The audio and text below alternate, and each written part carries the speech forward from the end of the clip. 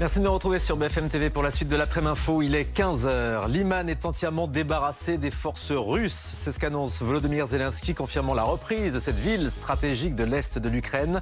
Le président Zelensky promet d'autres victoires dans la région en menaçant au passage Vladimir Poutine de tuer tous les soldats russes un par un. On fera le point sur la situation sur le terrain avec Nicolas Coadou, envoyé spécial de BFM TV en Ukraine. À la une également, au Burkina Faso, le chef de la junte au pouvoir appelle à cesser les violences contre la France.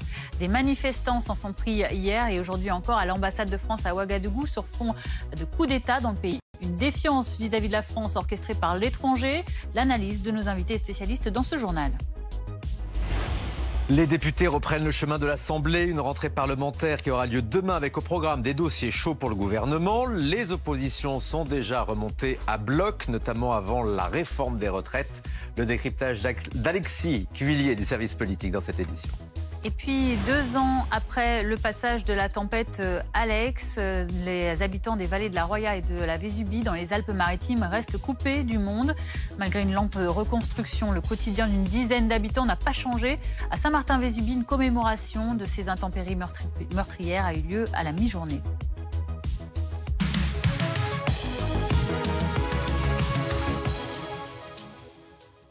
La ville stratégique de Liman est donc reprise par les forces ukrainiennes depuis hier. C'est évidemment un nouveau revers pour Moscou. Volodymyr Zelensky a confirmé cette importante victoire tactique de l'Ukraine ce midi. Écoutez. Dès 12h30, Liman était entièrement libéré. Je remercie nos soldats, nos guerriers. Gloire à l'Ukraine. Liman totalement débarrassé de l'armée russe, selon les mots donc de Volodymyr Zelensky. On retrouve tout de suite à Kharkiv, en Ukraine, Nicolas Coadou pour BFM TV. Nicolas, après cette victoire, les forces ukrainiennes ne comptent pas s'arrêter là. Non, effectivement, les forces armées ukrainiennes comptent bien poursuivre cette bonne lancée et continuer cette contre-offensive menée depuis maintenant près d'un mois, principalement dans l'est du pays. D'ailleurs, Volodymyr Zelensky, que vous venez d'entendre, a déclaré ce matin que bientôt de nouveaux drapeaux flotteraient sur les villes du Donbass. Une référence à peine masquée sur des villes comme Kremina ou encore Severodonetsk, qui pourrait être l'un des prochains objectifs de l'armée de Kiev. Et pour y parvenir, eh bien, cette prise de Liman, elle pourrait être très utile puisque cette ville est très stratégique. Elle est située sur un carrefour entre plusieurs régions, entre Donetsk où elle se situe, mais également la région de Kharkiv et celle de Louhansk. Donc elle pourrait servir à l'armée de Kiev à mener plusieurs offensives dans les semaines à venir, si toutefois la météo le permet, puisque si on en croit les analystes, la météo, très compliquée ces prochaines semaines, pourrait ralentir les avancées des forces armées ukrainiennes. On a également des nouvelles du front du Sud, où plusieurs sources nous rapportent que depuis ce matin, les forces armées ukrainiennes auraient réalisé plusieurs poussées vers la ville de Kherson, notamment dans la région du même nom, qui, vous le savez, fait également partie de ces régions annexées par Moscou cette semaine. Merci beaucoup pour ces précisions. Nicolas Coadou en Ukraine avec Thomas Boutin pour BFM TV. Emmanuel Dupuis est avec nous sur ce plateau à présent. Vous êtes, je le rappelle, président de l'Institut Prospective et Sécurité en Europe. Merci de décrypter la situation en ce moment avec cette reprise de Liman, évidemment très symbolique pour l'Ukraine. Oui, alors c'est le début finalement c'est la confirmation d'une offensive qui a commencé il y a plusieurs semaines, mais en tout cas le début de la reconquête de cette partie du Donbass que le président Vladimir Poutine il y a quelques jours a présenté comme étant désormais russifié. Il est tout à fait possible que, au fur et à mesure des jours et des semaines, le bleu que vous voyez sur votre écran grandisse et que les forces armées ukrainiennes récupèrent de plus en plus de territoires. Évidemment, Kharkiv a été l'oblast de Kharkiv, donc à l'est de Kharkiv a été libérée, la ville d'Izium a été libérée, Lysychansk également, et donc on pense que l'offensive va se faire de plus en plus vers l'est, effectivement avec cette symbolique de reconquérir des villes qui, il y a plusieurs mois, ont été prises par les forces russes en plusieurs mois, alors que l'offensive ukrainienne montre que les Ukrainiens, désormais dotés d'armes occidentales, mais surtout ayant récupéré beaucoup d'armes sur le potentiel dont disposaient les Russes, qui les ont littéralement laissés sur place, peut désormais faire une contre-offensive sur plusieurs fronts, dans le Donbass, et on l'a entendu dans Kherson, et peut-être d'ailleurs le long des 1000 kilomètres de front. En tout cas, pour l'instant, la concentration de forces semble se faire au nord et au sud. Ça se conflict donc dans le Donbass pour l'armée russe. Est-ce que ça montre aussi que l'annexion de cette région de Donetsk, décrétée par Moscou, a déjà du plomb dans l'aile ? Elle avait du plomb dans l'aile dès le début. D'ailleurs, de l'aveu même des Russes. Dmitri Peskov, le porte-parole de Moscou, avait expliqué qu'il n'était pas tout à fait sûr des frontières qui pourrait constituer donc ce rattachement donc des 4 oblasts ukrainiens à la Russie. Faux rattachement, en tout cas présenté comme étant acté par le Conseil constitutionnel d'ailleurs il y a quelques heures. Premièrement parce que les forces russes n'ont pas conquis militairement la totalité des régions. Seulement la moitié de la région de Donetsk, à peu près 70% de la région de Zaporijia et à peu près 80% de la région de Kherson. Luhansk, c'est beaucoup plus structuré, en fait, si on puisse s'exprimer ainsi, puisque 99% de l'oblast avait été reconquis. Donc c'est peut-être là où la surprise opérationnelle va se dérouler, parce que c'est là où les forces ukrainiennes semblent vouloir mettre l'axe d'effort avec ce matériel dont ils disposent désormais, les prisonniers qu'ils ont faits, 5000 prisonniers qui vont pouvoir peut-être éventuellement négocier par rapport aux prisonniers ukrainiens qui ont été faits prisonniers précédemment, donc lors de l'offensive russe.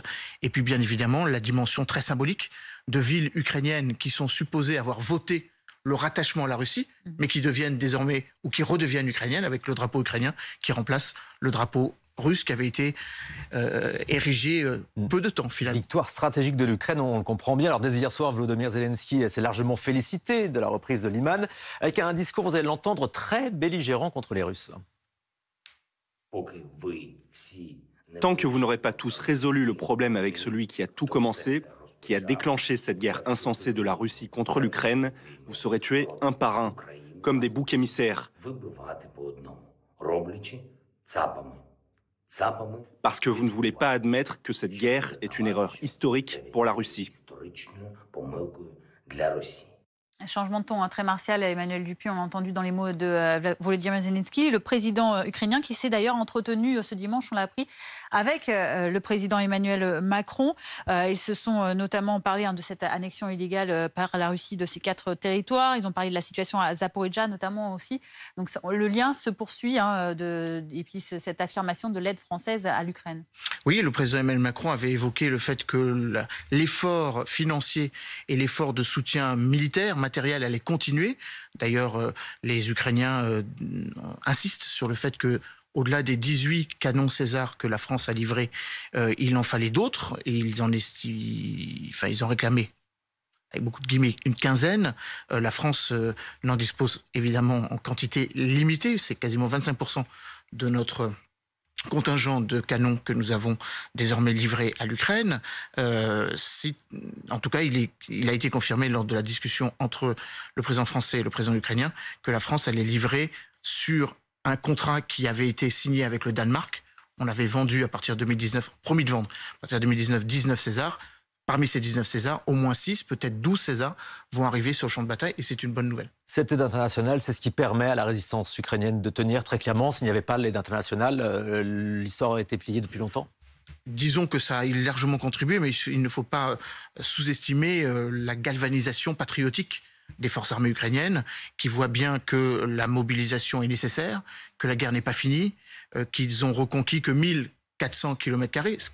C'est pas beaucoup finalement au regard des 19 à 20% de territoires que les Russes ont conquis depuis maintenant 7 mois, qu'il faut libérer ces territoires et que la question ne se terminera selon le point de vue ukrainien, évidemment que quand la totalité de l'Ukraine sera recouvrée, c'est-à-dire la Crimée aussi. Et donc ça, c'est évidemment l'étape suivante, beaucoup plus compliquée. En tout cas, le fait que les forces russes soient dans une logique de dislocation, avec l'abandon de matériel, que les Ukrainiens savent très bien manier, parce que c'est exactement le même dont ils disposent. Donc ça leur permet de reconstituer les stocks qui avaient été détruits par les Russes. Et donc les chars T-72 et un certain nombre de munitions de calibre 105 ou 122 qu'ils savent parfaitement utiliser, leur permet de reconstituer leurs stocks et de les utiliser contre leurs adversaires, dont une partie d'ailleurs ne veulent plus combattre. Les images que vous montrez le montrent. Une bonne partie des militaires qui se sont rendus donc à Liman ces dernières heures voulaient se rendre depuis bien longtemps, sauf que les autorités de Moscou ne voulaient absolument pas qu'elles se rendent. Vous avez évoqué dans votre reportage un front qui est en train de se reconstituer du côté de Kherson. Il y aurait là 20 000 à 25 000 soldats russes qui là aussi sont encerclés, comme l'étaient les 5 000 à 5 000 soldats russes de Liman. Et là aussi, quelques confirmations nous font dire qu'une bonne partie de ces militaires ne veulent plus combattre et veulent se rendre. Ouais, avec un état d'esprit, effectivement, et un moral dans les chaussettes, visiblement. Emmanuel Dupuis, on va parler avec vous aussi de la situation au Burkina Faso, puisque des manifestations se continuent depuis hier sur place, avec des manifestants qui s'en prennent à l'ambassade de France, à Ouagadougou. Certains ont tenté d'escalader le mur d'enceinte du bâtiment. Des pierres ont été jetées à l'intérieur de l'ambassade. Des barrières de protection et incendies érigées. La sécurité a riposté en tirant des gaz lacrymogènes. Des manifestations en soutien aux putschistes autoproclamés Ibrahim Traoré et Emmanuel Dupuis. Ces manifestants, pourquoi est-ce qu'ils s'en prennent à la France ? Parce qu'ils ont été chauffés à blanc, parce qu'on leur a demandé de le faire et parce qu'il y a un effet d'opportunité. On leur a demandé qui ? Il y a quelques drapeaux d'un pays étranger qui n'étaient pas le tricolore tricolore français. Le drapeau russe. Le drapeau russe, pour ne pas le nommer, on le voit d'ailleurs à côté du drapeau burkinabé. Mais quel est le lien ? Expliquez-nous.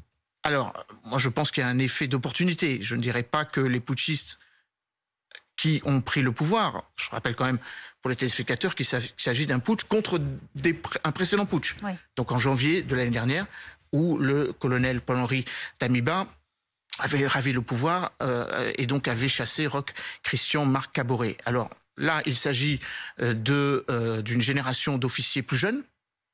Ibrahim Touré est capitaine, mais en fait, c'est pas lui vraisemblablement l'instigateur de ce coup. L'instigateur de ce coup se trouve être emprisonné, ou avoir été emprisonné plutôt il y a quelques semaines, par le colonel Damiba, en l'occurrence Emmanuel Zougrana. Donc on va effectivement essayer de comprendre ce qui se passe dans les prochaines heures. Ce que l'on sait, c'est que pour l'instant, le colonel Damiba aurait remis sa démission, et donc c'est bien le mouvement patriotique de MPRS, mouvement patriotique de restauration nationale, qui est au pouvoir. Ce que l'on sait, c'est qu'il y a cet effet d'opportunité où un certain nombre de pays vont sans doute mettre en avant l'idée selon laquelle il faille aussi essayer de tester d'autres coopérations. Lors de la prise de parole devant la radio télévisée burkinabé, le capitaine Traoré a évoqué, le porte-parole du capitaine Traoré a évoqué le fait qu'il faut impérativement veiller à assurer la sécurité du pays. Le pays qui est fortement handicapé et fortement sous péril des groupes armés terroristes. 2 millions de réfugiés dans ce pays, avec des attaques au quotidien. Il y a une semaine, un convoi humanitaire. Pourquoi viser la France particulièrement ? Parce que la France y est présente. La France y est présente à travers un dispositif qui s'appelle le dispositif Sabre des forces spéciales. Et depuis le départ des forces françaises au Mali, nous sommes activement présents encore au Niger et au Burkina Faso. Et d'ailleurs, le chef de la junte appelle à cesser les violences contre la France. On l'apprend à l'instant. Merci pour tous ces éclairages. Emmanuel Dupuis, vous restez avec nous pour continuer de s'intéresser à cette actualité internationale.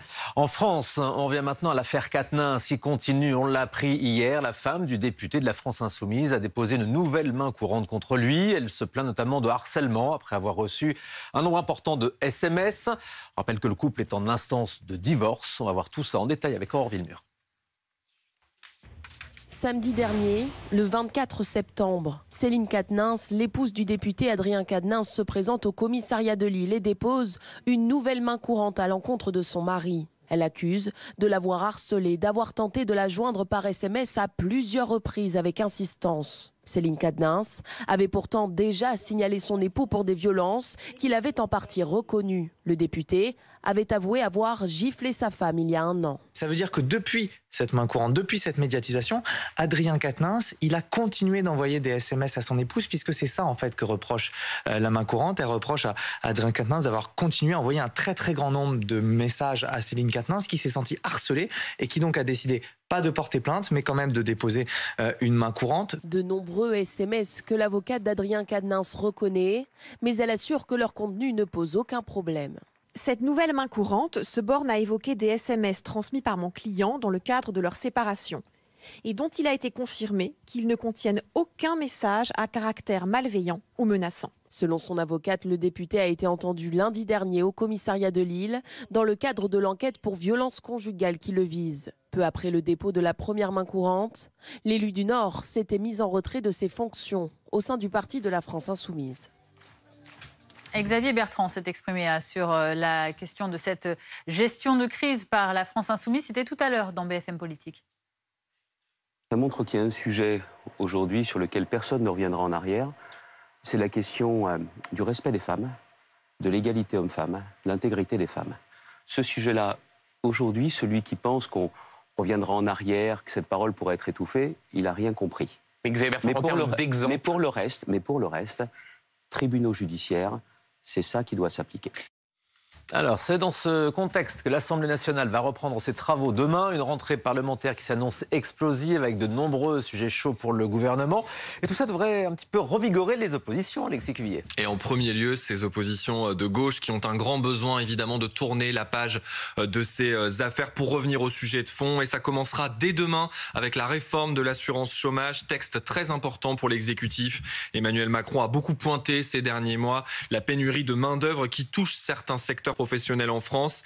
La NUPES juge la réforme inacceptable, elle s'y opposera. La gauche veut être globalement en pointe dans la lutte contre les textes économiques du gouvernement. Du côté de la France Insoumise, vous savez, cet appel à une grande marche contre la vie chère le 16 octobre prochain, qui est une forme d'avertissement pour le gouvernement et qui peut permettre aussi d'évaluer le rapport de force avec la rue en prévision d'un autre texte important de cette rentrée politique. On en a beaucoup parlé ces dernières semaines, la réforme des retraites. Sur ce dossier, la pression est retombée cette semaine puisque le gouvernement a exclu un passage en force. La concertation est indispensable sur ce sujet, a dit tout à l'heure Xavier Bertrand sur notre antenne. Sur ces deux textes, chômage et retraite, a priori, les députés LR devraient être en renfort, les Républicains, la droite, même s'ils exprimeront peut-être ici ou là des divergences. Le plus dur, en revanche, ce sera le texte du budget 2023, dont l'examen débutera cette fois lundi prochain, pas celui-ci, le 10 octobre. Cette fois, les Républicains ont prévenu, ils ne le voteront pas, ils le jugent trop dépensier, ils ne veulent pas donner le sentiment par un vote pour ce budget de cautionner la politique de la majorité.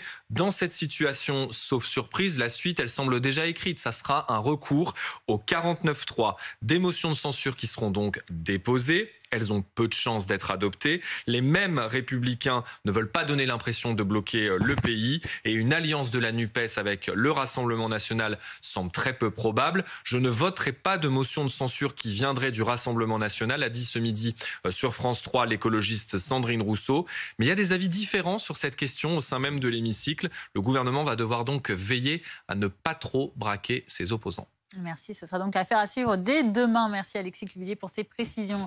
Allez, retour en arrière, 2 ans en arrière, le 2 octobre 2020, lorsque la tempête Alex s'abattait dans l'arrière-pays niçois, dans les Alpes-Maritimes. Les vallées de la Vésubie et de la Roya avaient été dévastées par des crues exceptionnelles et cette catastrophe avait fait 10 morts et d'énormes dégâts. 2 ans après, malgré une lente reconstruction, vous allez voir, le quotidien de certains habitants reste perturbé. Clément Gauvin avec Benoît Ruiz. C'est ici, à plus d'1 kilomètre de son domicile, que Patrick Coquillat doit laisser chaque jour sa voiture pour continuer le chemin à pied. Tu es obligé de changer de chaussures parce que le chemin qu'on va emprunter, malheureusement, il n'est pas très praticable. Le 2 octobre 2020, la route et le pont menant au hameau où il habite sont emportés par des crues exceptionnelles suite au passage de la tempête Alex. La force de l'eau a tout emporté sur son passage pour se jeter après plus bas dans la Vésubie. Depuis cette date, la vie dans le village reprend petit à petit son cours. Les principaux axes routiers ont été rétablis, des bâtiments reconstruits et des dizaines d'habitants ont été relogés. Mais de nombreux travaux doivent encore être faits. Donc là, on arrive sur le petit pont de Fortune. Aujourd'hui, au bout de 2 ans, on attend toujours un projet, on attend toujours des idées, on attend toujours des plans. Car comme lui, une douzaine de familles subissent encore au quotidien les conséquences de la tempête. On est pris à la gorge, on n'a pas le choix, c'est la nature qui a parlé. Aujourd'hui, il faut qu'on fasse face. Mais c'est très dur parce qu'on prend notre mal en patience. Mais notre vie, d'un côté, s'est arrêtée aussi. Parce que les loisirs ne sont plus les mêmes. La famille ne vient plus parce que c'est pas accessible. Les amis aussi. Malgré toutes les difficultés de cette vie coupée du monde, Patrick Coquillat l'assure, il ne quittera pas sa maison et le calme offert par la montagne. Jour d'élection présidentielle au Brésil. On suit le duel entre le président sortant d'extrême droite Bolsonaro et son rival de gauche Lula. L'ancien président Lula est un revenant dans l'arène politique. Regardez, il a voté il y a quelques instants au Brésil à São Bernardo do Campo précisément, en espérant voir le Brésil revenir à la normalité selon ses déclarations. Lula qui est donné favori par les sondages, mais le scrutin reste sous tension. Bolsonaro a menacé de ne pas reconnaître les résultats pendant la campagne. Le président sortant qui a lui aussi voté du côté de Rio de Janeiro en t-shirt jaune. Il a déclaré que si les élections étaient propres, eh bien que le meilleur gagne. L'actualité à l'international toujours est cette catastrophe qui a eu lieu hier soir dans un stade à Malang en Indonésie. Au moins 125 personnes sont mortes dans un mouvement de foule après l'envahissement du terrain de foot. Les détails dans ce reportage de Pierre-Henri Holderbaum. C'est l'une des pires tragédies de l'histoire du football. Sur ces images, des milliers de supporters du Arema FC envahissent le terrain après la défaite de leur équipe contre sa grande rivale. Face à ces scènes de chaos, les policiers interviennent et aspergent la foule de gaz lacrymogène. Certains supporters tentent de s'échapper, d'autres portent secours à des spectateurs blessés. Plusieurs dizaines de victimes sont mortes piétinées, écrasées contre les grilles du stade ou asphyxiées. Plus de 300 blessés ont été évacués et transportés à l'hôpital. Je suis traumatisée. C'est la dernière fois que je vais au stade. Je préfère regarder les matchs de football à la télévision. L'Indonésie et toute la planète football sont en deuil.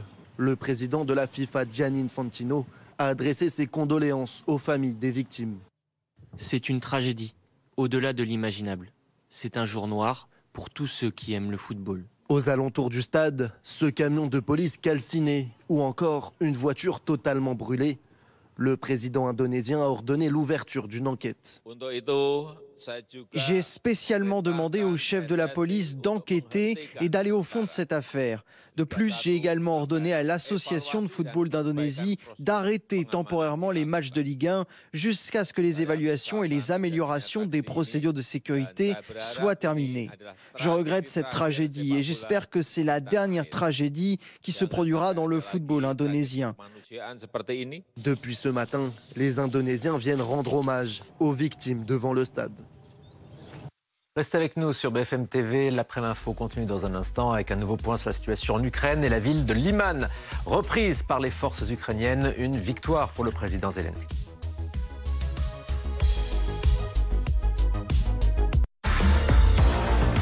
Ce Déj Info est de retour sur BFM TV. Pascal de la Tour du Pin et toute son équipe vous proposent leur fameuse formule du midi. Actualité politique. Un peu la fin du « en même temps ». Économique. On peut espérer que le prix du carburant repasse sous la barre des 1,50 €. International. Où en est-on sur le terrain? On a besoin de votre expertise. On a une forme de stagnation du front. Mais aussi régional. Les opérations de nettoyage, elles se multiplient dans les vallons et dans les cours d'eau. Et toujours la même recette. 2 heures de direct, au plus près de l'actualité, partout en France, chez vous. Et dans la bonne humeur. Le Déj Info, du lundi au vendredi, de midi à 14h, en direct sur BFM TV. Qui peut concurrencer MAF Pro? Moi qui suis artisan, je cours toute la journée. Alors je préfère MAF Pro. Vos conseillers, au téléphone, en agence ou dans vos locaux. Mon conseiller pro, toujours là pour moi. Je préfère la MAF.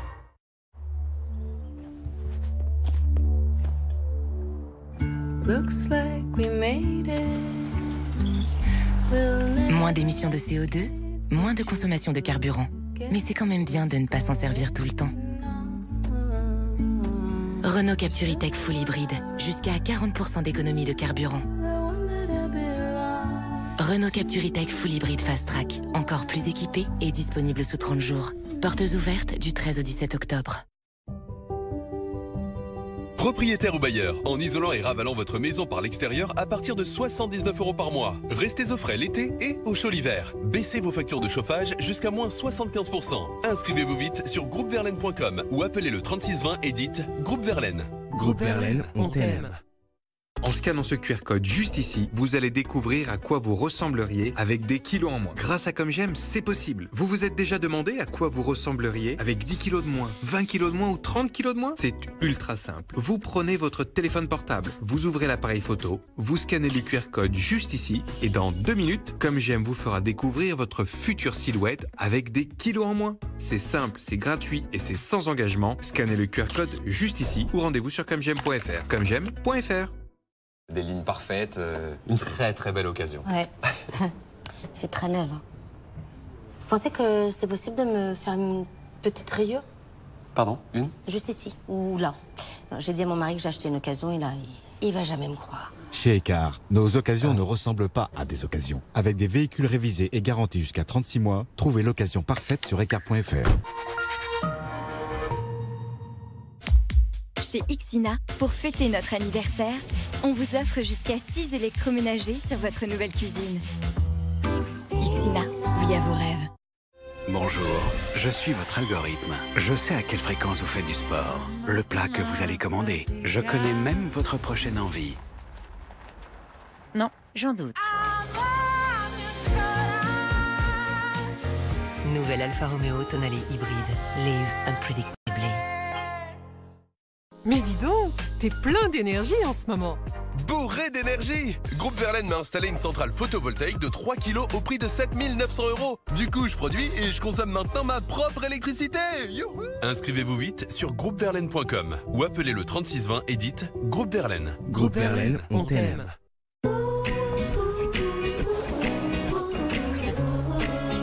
Don't worry. Me Duster. Don't worry, be Duster. Nouveau Dacia Duster, le SUV à l'aise sur toutes les routes. Et toujours à partir de 6 € par jour, soit 180 € par mois, avec 4 ans d'entretien inclus. Don't worry, be Duster.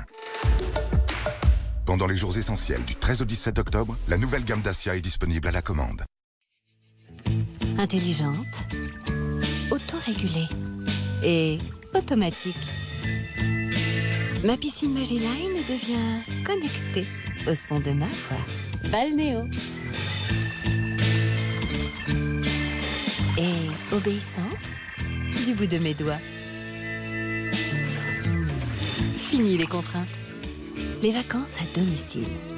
Piscine Magiline, piscine nouvelle génération.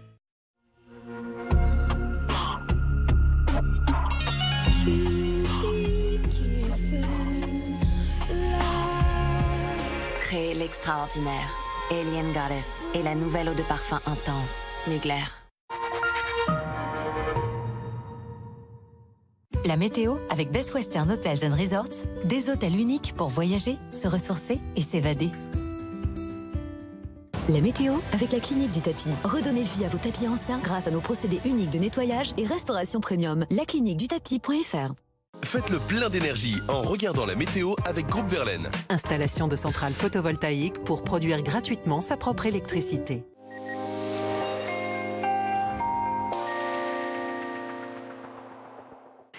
Et ce sont bien de bonnes nouvelles avec un temps beaucoup plus doux qui va s'installer sur le pays, beaucoup plus doux et beaucoup plus ensoleillé aussi après ce temps assez mitigé du week-end, assez humide et ces derniers temps, ces températures bien basses. Alors on avait encore ce dimanche quelques précipitations qui traînaient sur les régions les plus au nord. On va conserver ce lundi matin pas mal d'humidité résiduelle mais essentiellement sous forme de nuages bas, de plaques de grisaille, de brouillard. Ce sera un peu plus dense même sur le nord-ouest. Sur les régions les plus au sud, ce sera très ensoleillé. Après, là aussi, localement, la dissipation des quelques brouillards. Et puis, dans l'après-midi, c'est le soleil qui va s'imposer majoritairement. Petit bémol de la Bretagne en allant vers le massif central. Sur la région centre, ce sera un peu plus couvert. Une petite ondée sera possible.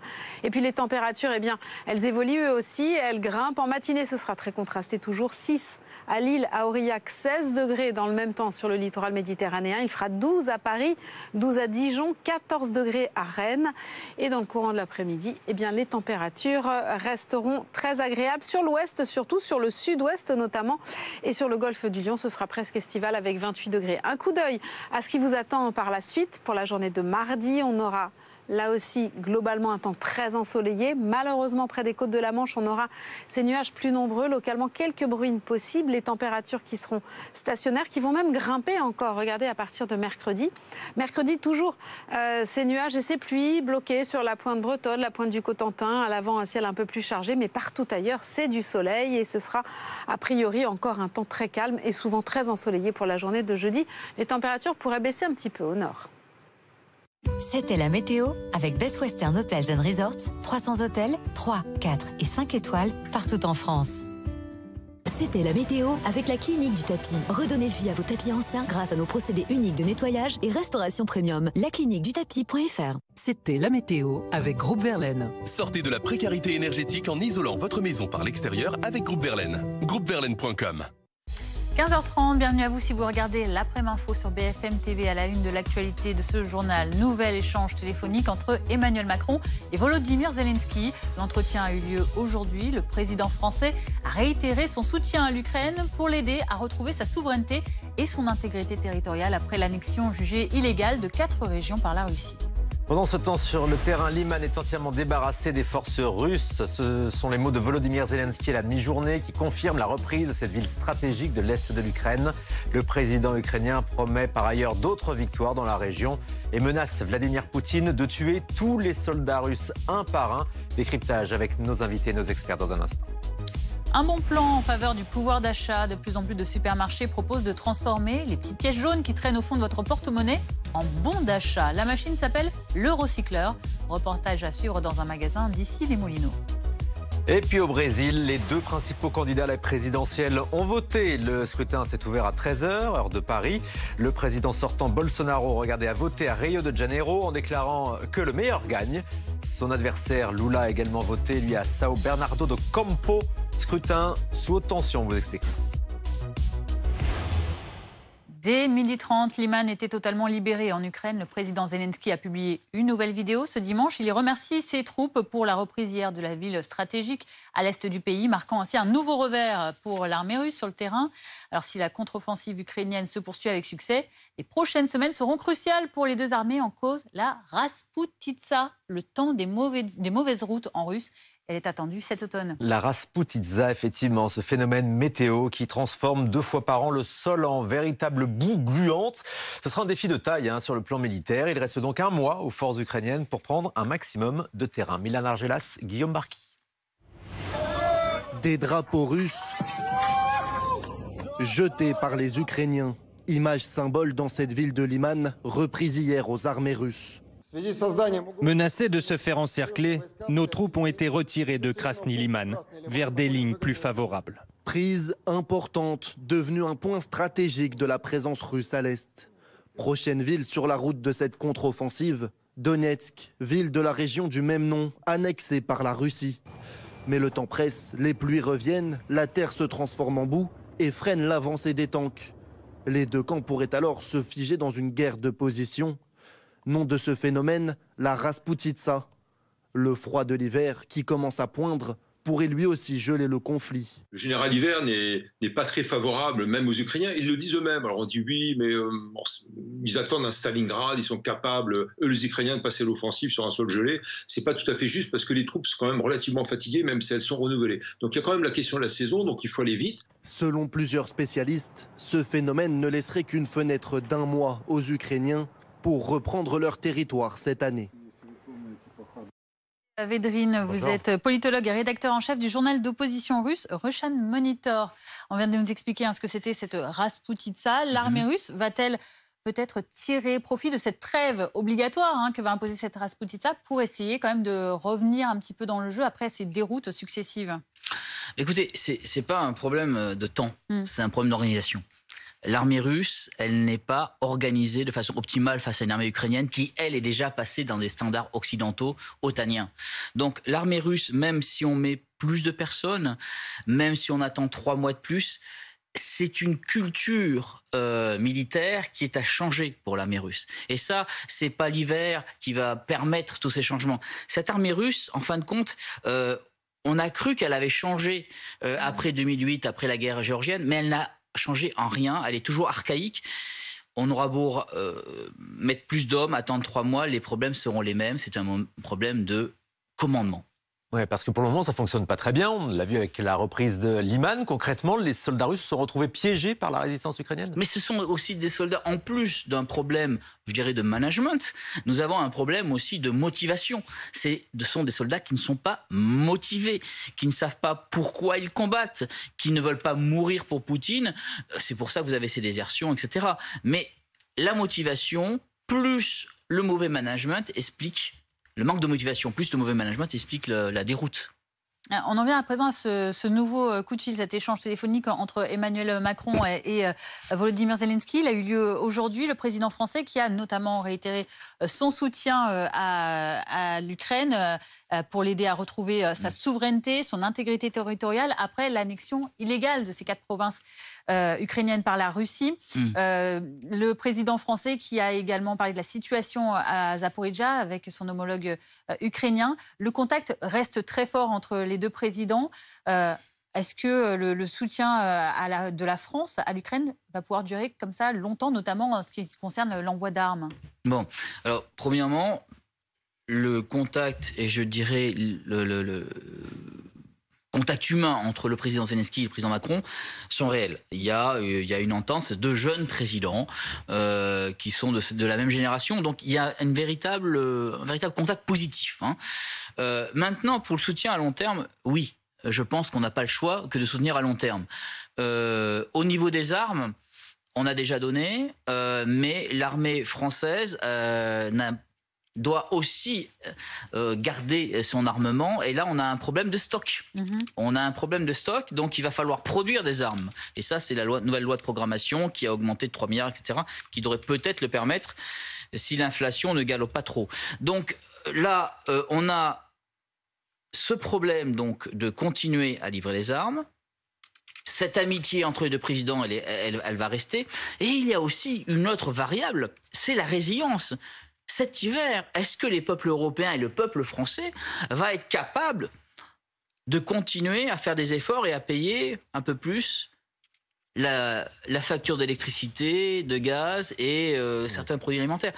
Même si toute cette inflation n'est pas due à l'Ukraine, mais aussi à la période post-Covid que nous vivons, la résilience du peuple français et des peuples européens et des peuples occidentaux en général se pose. Et oui, la conséquence de ce conflit, c'est bien l'inflation dans les pays européens. Une des conséquences, bien sûr. Également la crise énergétique. Vous restez avec nous, Olivier Védrine, pour continuer à décrypter cette actualité. Alors, est-ce que la Russie va réussir à se sortir de la déroute militaire dans laquelle elle semble s'empêtrer en Ukraine?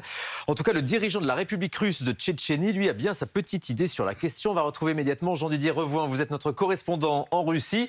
Ramzan Kadyrov a dit s'en prendre vraiment à l'armée russe, en l'appelant à faire usage d'armes nucléaires de faible puissance. Alors effectivement, Ramzan Kadyrov, comme on a son habitude, n'a pas mâché ses mots. Alors c'est peut-être histoire de se faire bien voir de la part des proches de Vladimir Poutine en affichant une position de jusqu'au boutiste. Mais toujours est-il qu'il a suggéré aux autorités militaires russes de décréter la loi martiale dans les territoires frontaliers et puis d'utiliser des armes nucléaires de faible puissance. Alors à ses yeux, c'est parce que la perte de Liman découle d'importantes défaillances logistiques en matière de communication et de munitions. Mais il s'est aussi insurgé contre le népotisme qui gangrènerait, selon lui, l'armée russe.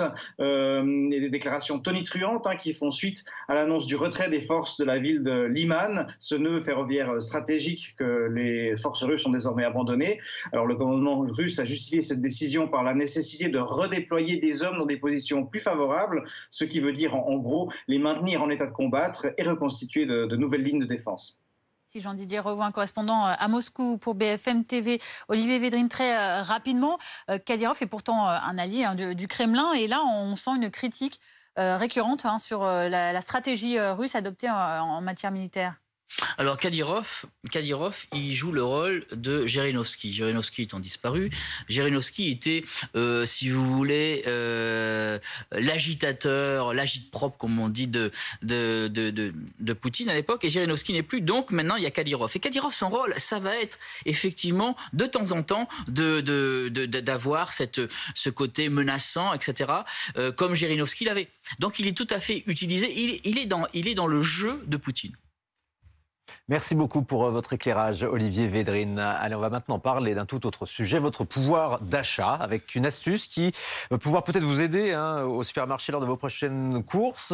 Des machines pour convertir des pièces de monnaie en bons d'achat commencent à être installées un petit peu partout. Des magasins en sont équipés. Ça plaît visiblement beaucoup aux clients. L'illustration, c'est à Issy-les-Moulineaux, région parisienne, avec ce reportage de Joao Lancard et Milan Argelas. Oh, j'ai au moins 8 €. Changer sa petite monnaie en bon d'achat, un passage obligatoire pour Françoise avant de démarrer ses courses. Pour cette cliente, hors de question de faire l'économie de la moindre pièce. Tiens, ramasse les deux là. Les pièces, elles tombaient toutes seules. Ramasse les deux. Résultat des comptes. 8,17 €. Un bon d'achat que Françoise va pouvoir réutiliser dans le magasin grâce à cette borne. Son nom, l'Eurocycleur. L'initiative permet aux clients d'augmenter leur pouvoir d'achat en donnant une seconde vie à des pièces restées au fond de leur porte-monnaie. Comstar France a 1100 machines. On équipe à peu près un tiers des hypermarchés. Les gens oublient qu'ils ont de l'argent chez eux. Et la bonne surprise, quand ils viennent devant nos bornes, c'est qu'ils redécouvrent qu'ils ont plus d'argent qu'ils n'imaginaient. Et ça les aide à faire leurs courses en fin de mois. Dans ce supermarché, depuis la mise en place de l'Eurocycleur il y a 2 ans, les clients sont de plus en plus nombreux à faire la queue devant la borne. Ça marche très très bien puisque globalement, il y a 2 ans, on était à 300 € à peu près par mois et aujourd'hui, on en est à 1500 €. C'est une façon de fidéliser effectivement la clientèle parce que du coup, ils savent que cette machine existe. Dès qu'ils retrouvent des petites pièces, il y a des gens qui arrivent avec des sacs à penser qu'ils thésaurisent beaucoup ces petites pièces-là. En France, le montant déposé dans les Eurocycleurs a augmenté de 30% en 1 an. 15h39, restez avec nous dans un instant. Nous irons au Brésil pour suivre le premier tour de la présidentielle qui se joue actuellement avec 2 favoris, l'ancien président de gauche Lula et le président sortant d'extrême droite Jair Bolsonaro. On retrouvera Florian Chevalet sur place. À tout de suite.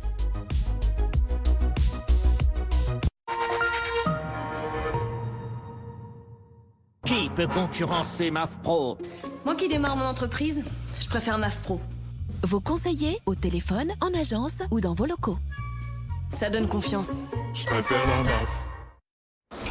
Ok, alors cette année encore, grand 1, la qualité et les prix bas. On met le paquet sur le pouvoir d'achat pour nos clients. Grand 2, les prix bas et la qualité. Super important ça. Grand 3, la qualité à prix bas. Et blam! T'en fais pas un peu trop là, Manu? On n'en fait jamais trop pour nos clients. Comme le radiateur Origine à inertie sèche 1000 watts, détecteur de fenêtres ouvertes disponible en 3 puissances, Origine France garantie. En stock à 159 € seulement. La qualité, le prix, Brico Dépôt, l'essentiel en 2 mots. Propriétaire ou bailleur, en isolant et ravalant votre maison par l'extérieur à partir de 79 € par mois. Restez au frais l'été et au chaud l'hiver. Baissez vos factures de chauffage jusqu'à moins 75%. Inscrivez-vous vite sur groupeverlaine.com ou appelez le 3620 et dites Groupe Verlaine. Groupe Verlaine, on t'aime. Là, c'est Anne-Laure et Louise. Ce sont des clientes comme j'aime. Louise a perdu 44 kilos. Avant, elle était très gênée dès qu'il faisait chaud. Anne-Laure, elle, a perdu 12 kilos. Avant, elle était un petit peu complexée. Mais aujourd'hui, c'est fini. Souvent, les gens pensent que tout est faux. Et pourtant, je suis loin d'être une actrice. Je suis conductrice de bus et j'ai réellement perdu 44 kilos grâce à Comme J'aime. J'ai perdu 12 kilos, j'ai retrouvé mon dynamisme. Je me sens beaucoup mieux dans ma peau. Je suis beaucoup plus heureuse. Alors venez vite faire votre devis en ligne. C'est gratuit, simple et sans engagement. Rendez-vous sur comej'aime.fr. Comej'aime.fr. Mais papa, c'est pas compliqué. Tous les emballages vont dans le bac de tri. Ici, tout le monde s'accorde à dire que comme tous les papiers, tous les emballages vont dans le bac de tri. Comme tous les papiers, les emballages vont dans le bac de tri. Mais puisque je vous dis que tous les emballages vont dans le bac de tri. Ouais, je te le dis, tous les emballages vont dans le bac de tri. Ah bah voilà, il suffisait de le dire. Trier, c'est donner de l'avance au recyclage. Pour déjà près de 2 Français sur 3, tous les emballages vont dans les bacs de tri.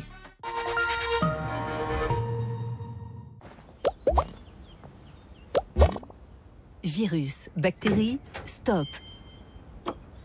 Le spray pur essentiel assainissant élimine les virus et bactéries de votre air intérieur pour respirer un air plus pur.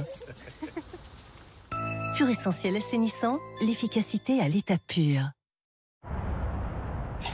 Qui a dit que l'électrification ne pouvait pas vous surprendre ?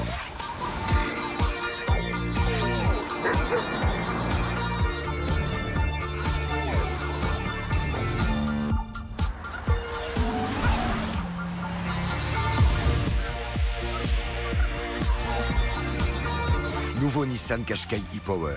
Le plaisir de l'électrique, sans recharge. Venez l'essayer en concession. Mais dis donc, t'es plein d'énergie en ce moment. Bourré d'énergie! Groupe Verlaine m'a installé une centrale photovoltaïque de 3 kg au prix de 7 900 €. Du coup, je produis et je consomme maintenant ma propre électricité. Youhou! Inscrivez-vous vite sur groupeverlaine.com ou appelez le 3620 et dites Groupe Verlaine. Groupe Verlaine, on t'aime.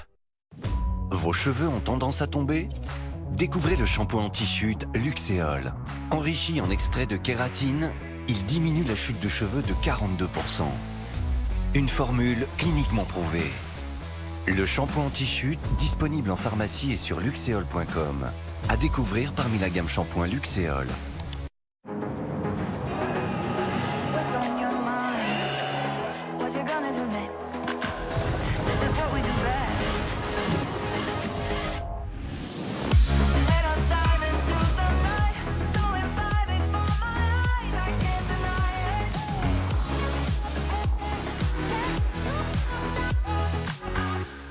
Vivez la liberté augmentée avec la nouvelle BMW iX1 100% électrique.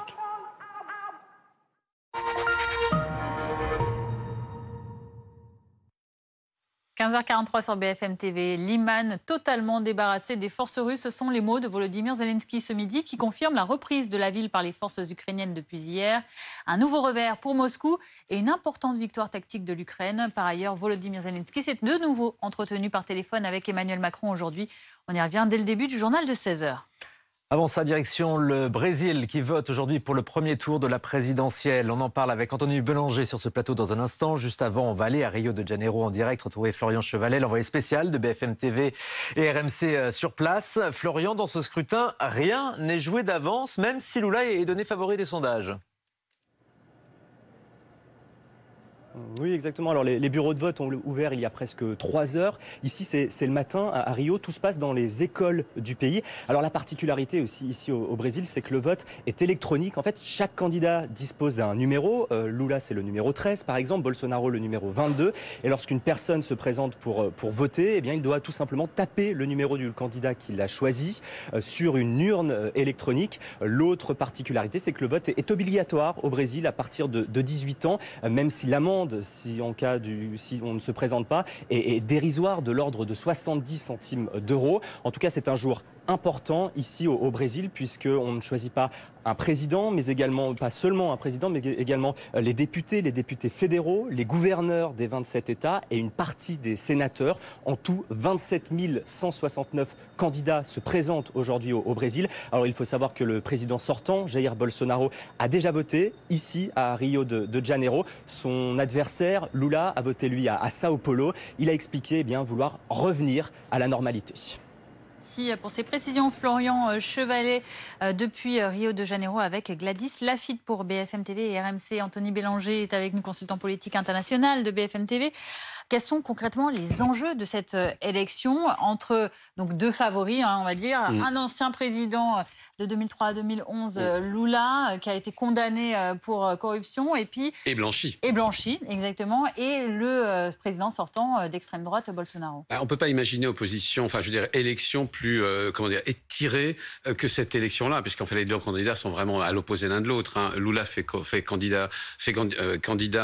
campagne sur le thème de l'amour et de l'union. Jair Bolsonaro a plutôt rassemblé les siens, qui sont nombreux. Il ne faut pas vendre la peau du Bolsonaro avant de l'avoir tué. Je dirais ça pour Lula, tout simplement parce qu'il a de gros groupes de soutien derrière lui. Je pense aux évangéliques, notamment, qui représentent 20% de l'électorat brésilien, qui votent comme un seul homme pour le candidat que leurs pasteurs leur ont conseillé. Et en l'occurrence, ce sera Jair Bolsonaro, et ça l'est depuis 2018. Donc, il y a un vote religieux très important au Brésil, un vote sécuritaire aussi. Les populations pourraient voter sur des thèmes de sécurité. C'est ce qui s'est passé en 2018, qui avait abouti à l'élection de Jair Bolsonaro. Cette fois-ci, il semble que l'élection se fasse plutôt sur des problèmes de pouvoir d'achat et d'inflation. Je ne vous apprends rien, au Brésil comme dans le reste du monde. Et de ce point de vue, c'est vraiment le bilan de Jair Bolsonaro qui pose problème, parce il est entré très tard dans le traitement de la Covid. Il a ruiné en grande partie, y compris des classes populaires, même s'il est revenu un peu après sur ses attendus du départ pour distribuer des allocations comme dans le reste du monde. Il y a vraiment deux Brésils là qui s'opposent et qui sont à couteau tiré. Juste un point.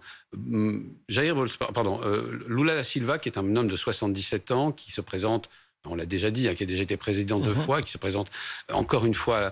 C'est aussi un vieil homme qui aura du mal à convaincre, en tout cas une partie des électeurs, de son côté brillant et nouveau. Cela dit, les sondages lui donnent 45 à 48, voire 50% de voix au premier tour, ce qui serait inédit, enfin en tout cas, et ce qui permettrait au Brésil de s'épargner un second tour le 30 octobre prochain, parce qu'un second tour peut être extrêmement compliqué entre ces 2 hommes. Bon, et Bolsonaro a toujours mis de la tension dans cette élection présidentielle, en menaçant même de ne pas reconnaître les résultats en cas de défaite. Là, ce midi, au moment de voter, il a quand même dit que le meilleur gagne. Oui, parce que, si vous voulez, le Brésil ne sont pas les États-Unis ou l'Europe. C'est-à-dire, quand on conteste des élections au Brésil, ça peut avoir des conséquences dramatiques. On sait déjà que l'armée brésilienne s'est désolidarisée un peu de Jair Bolsonaro en lui expliquant que ce genre de petit jeu, elle n'y entrait pas, ce qui est déjà une bonne chose. Ce qui signifie en fait qu'on peut la jouer à la Trump, comme il le fait, puisque c'est une sorte de Trump tropical, Jair Bolsonaro, mais jusqu'à un certain point. Au point où il ne veut pas jeter ses manifestants, ses partisans dans les rues, avec de la haine au visage et dans les faits, et créer une situation quasi insurrectionnelle. Donc il a besoin de faire attention et de crédibiliser le fait qu'il demande à être réélu président de la République brésilienne, qui est un poste très important. Et donc pour cela, il fait lui aussi assaut, on va dire, de modération dans les dernières heures de la campagne. Merci Anthony Bélanger pour ces précisions donc, sur ce scrutin qu'on continue de suivre en direct sur BFM TV. Tout de suite, notre chronique santé consacrée au cancer du sein. C'est le mois d'Octobre Rose de cette campagne de sensibilisation. C'est tout de suite, donc prenez soin de vous. Votre programme avec Pandati, thé et infusion bien-être pour toute la famille. Une gamme détox et minceur à base de plantes 100% naturelles. Plus d'infos sur pandati.fr.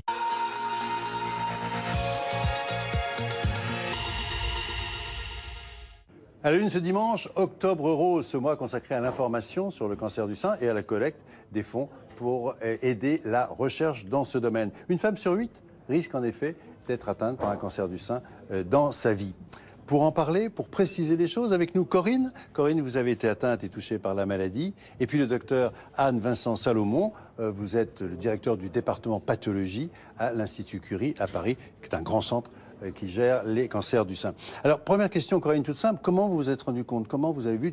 Tiens, en fait, je me suis regardée dans la glace et j'ai vu que j'avais une espèce de peau d'orange sur le sein et ça m'a tout de suite alertée. J'ai pris évidemment tout de suite rendez-vous avec ma gynécologue. Et vous avez senti une boule, quelque chose, non? Alors en fait, j'ai pas moi personnellement senti quelque chose, mais l'alerte était donnée. Ça fait, je crois, 6 ans que vous avez eu cette tumeur.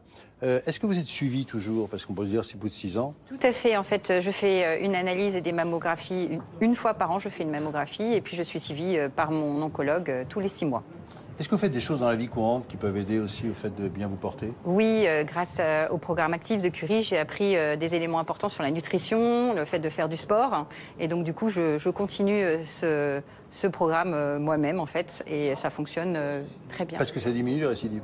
Ça diminue la récidive. La pratique d'un exercice physique quotidien entraîne une diminution du risque de rechute de 20-25%. Donc, c'est vraiment important. Alors justement, dans ces récidives, c'est quoi? C'est la surveillance, même au long terme? Si on a eu il y a 10 ans ou 15 ans, on continue à surveiller? Oui, on continue à surveiller. Bien sûr, ce sera plutôt le médecin de famille qui surveillera. Et puis, on sera soi-même vigilant à toute modification de son sein ou de son état de santé. Mais en fait, il faut que les chercheurs travaillent à réduire le risque de rechute. On ne peut pas se contenter d'accepter 15 à 20%, voire 30% dans certaines formes de cancer du sein. On ne peut pas rester avec ce chiffre-là. Donc, tous les efforts de la recherche se concentrent et essayent d'accélérer l'interdisciplinarité pour être plus intelligent et trouver des pistes. Mais la guérison est une réalité aussi dans le cancer du sein. La guérison est une réalité lorsque la maladie est prise à temps. Avec des traitements qui sont de plus en plus efficaces. Exactement, c'est des traitements nouveaux, plus ciblés, plus personnalisés, voient le jour. Et cette dernière année, là, on a micro-environnement tumoral ou des spécificités des tumeurs qui nous donnent la possibilité de mieux traiter les patientes. Mesdames, merci. Donc, mesdames, c'est aussi à vous de jouer. On se retrouve nous dimanche prochain et d'ici là, prenez soin de vous. Votre programme avec Pandati, thé et infusion bien-être pour toute la famille. Une gamme détox et minceur à base de plantes 100% naturelles. Plus d'infos sur pandati.fr. La météo. La météo avec Best Western Hotels and Resorts. Des hôtels uniques pour voyager, se ressourcer et s'évader. La météo avec la clinique du tapis. Redonnez vie à vos tapis anciens grâce à nos procédés uniques de nettoyage et restauration premium. Lacliniquedutapis.fr. Faites le plein d'énergie en regardant la météo avec Groupe Verlaine. Installation de centrales photovoltaïques pour produire gratuitement sa propre électricité.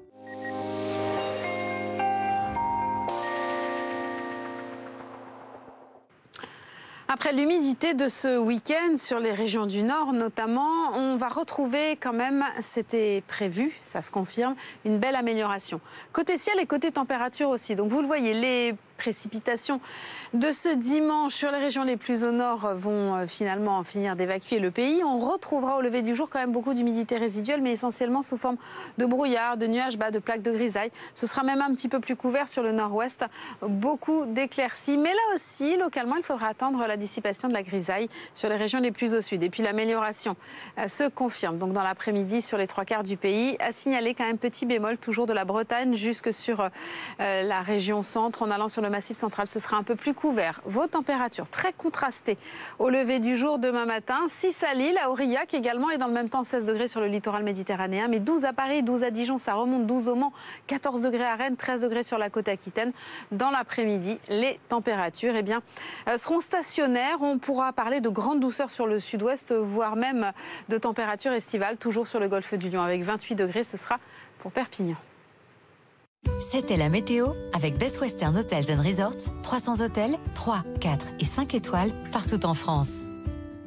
C'était la météo avec la clinique du tapis. Redonnez vie à vos tapis anciens grâce à nos procédés uniques de nettoyage et restauration premium. Lacliniquedutapis.fr. C'était la météo avec Groupe Verlaine. Sortez de la précarité énergétique en isolant votre maison par l'extérieur avec Groupe Verlaine. Groupeverlaine.com.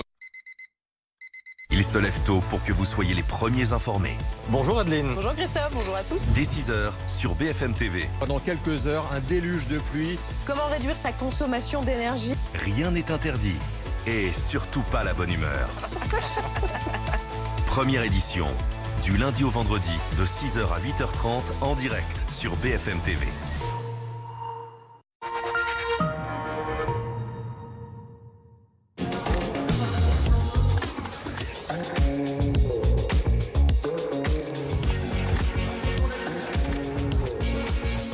Le M, parfait sous tous les angles, est de retour chez McDonald's. À découvrir aussi en version bacon. L'hybride Toyota, c'est 20 millions de conducteurs heureux. Et aussi des économies d'énergie en roulant jusqu'à 55% du temps de trajet en électrique.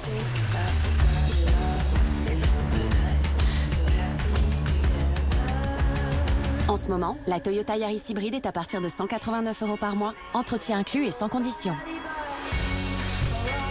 Passez à l'hybride Toyota. Pourquoi attendre demain un monde plus responsable quand on peut agir dès aujourd'hui? En 2 ans, 41 000 voitures assurées Maïf ont été réparées avec des pièces recyclées. Choisir Maïf, c'est choisir une assurance auto plus responsable. Maïf, assureur militant. Intelligente et autorégulée.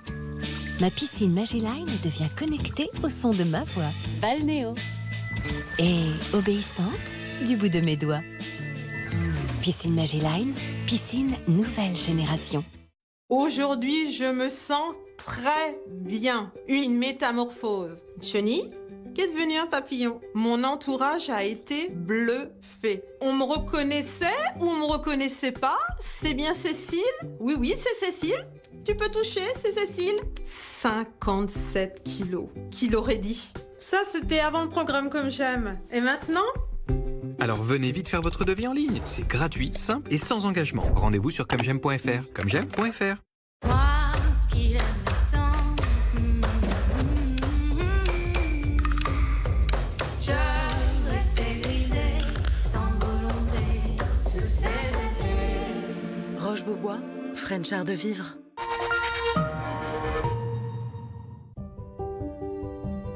Propriétaire ou bailleur, en isolant et ravalant votre maison par l'extérieur à partir de 79 € par mois. Restez au frais l'été et au chaud l'hiver. Baissez vos factures de chauffage jusqu'à moins 75%. Inscrivez-vous vite sur groupeverlaine.com ou appelez le 3620 et dites Groupe Verlaine. Groupe Verlaine, on t'aime.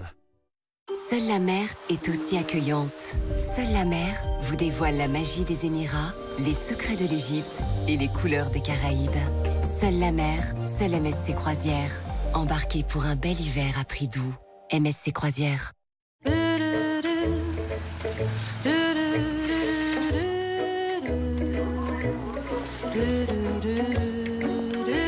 On imagine assez mal une vie sans bâtiment. Mais on peut facilement imaginer une carrière dans le bâtiment. Le bâtiment recrute dans plus de 35 métiers. Le bâtiment, des métiers qui vous construisent.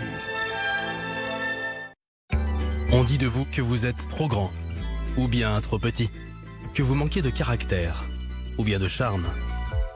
On dit de vous beaucoup de choses. Heureusement, il existe un espace où vous êtes encore libre. Libre d'être exactement tout ce que l'on dit de vous, ou bien d'être tout le contraire. Espace Atypique, le réseau d'agences spécialisées dans l'immobilier atypique.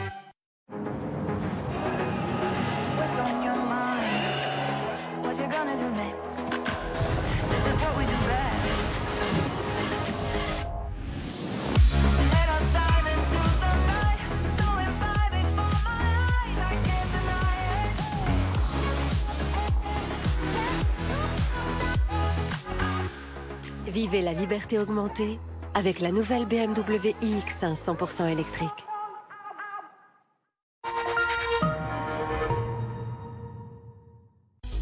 Il est 16h et on ouvre une nouvelle heure de l'après-info sur BFM TV. Dans l'actualité de ce dimanche, Liman entièrement débarrassé des forces russes. C'est une annonce de Volodymyr Zelensky à la mi-journée, confirmant donc la reprise de cette ville stratégique.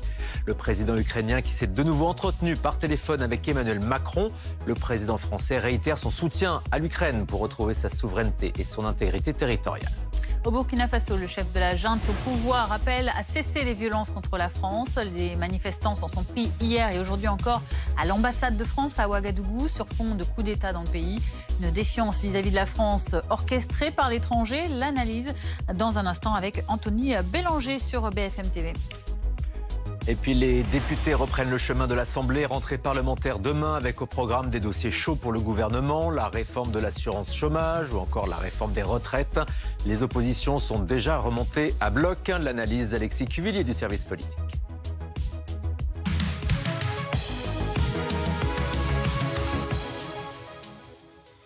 La ville stratégique de Liman, reprise par les forces ukrainiennes depuis hier, c'est évidemment un nouveau revers pour Moscou.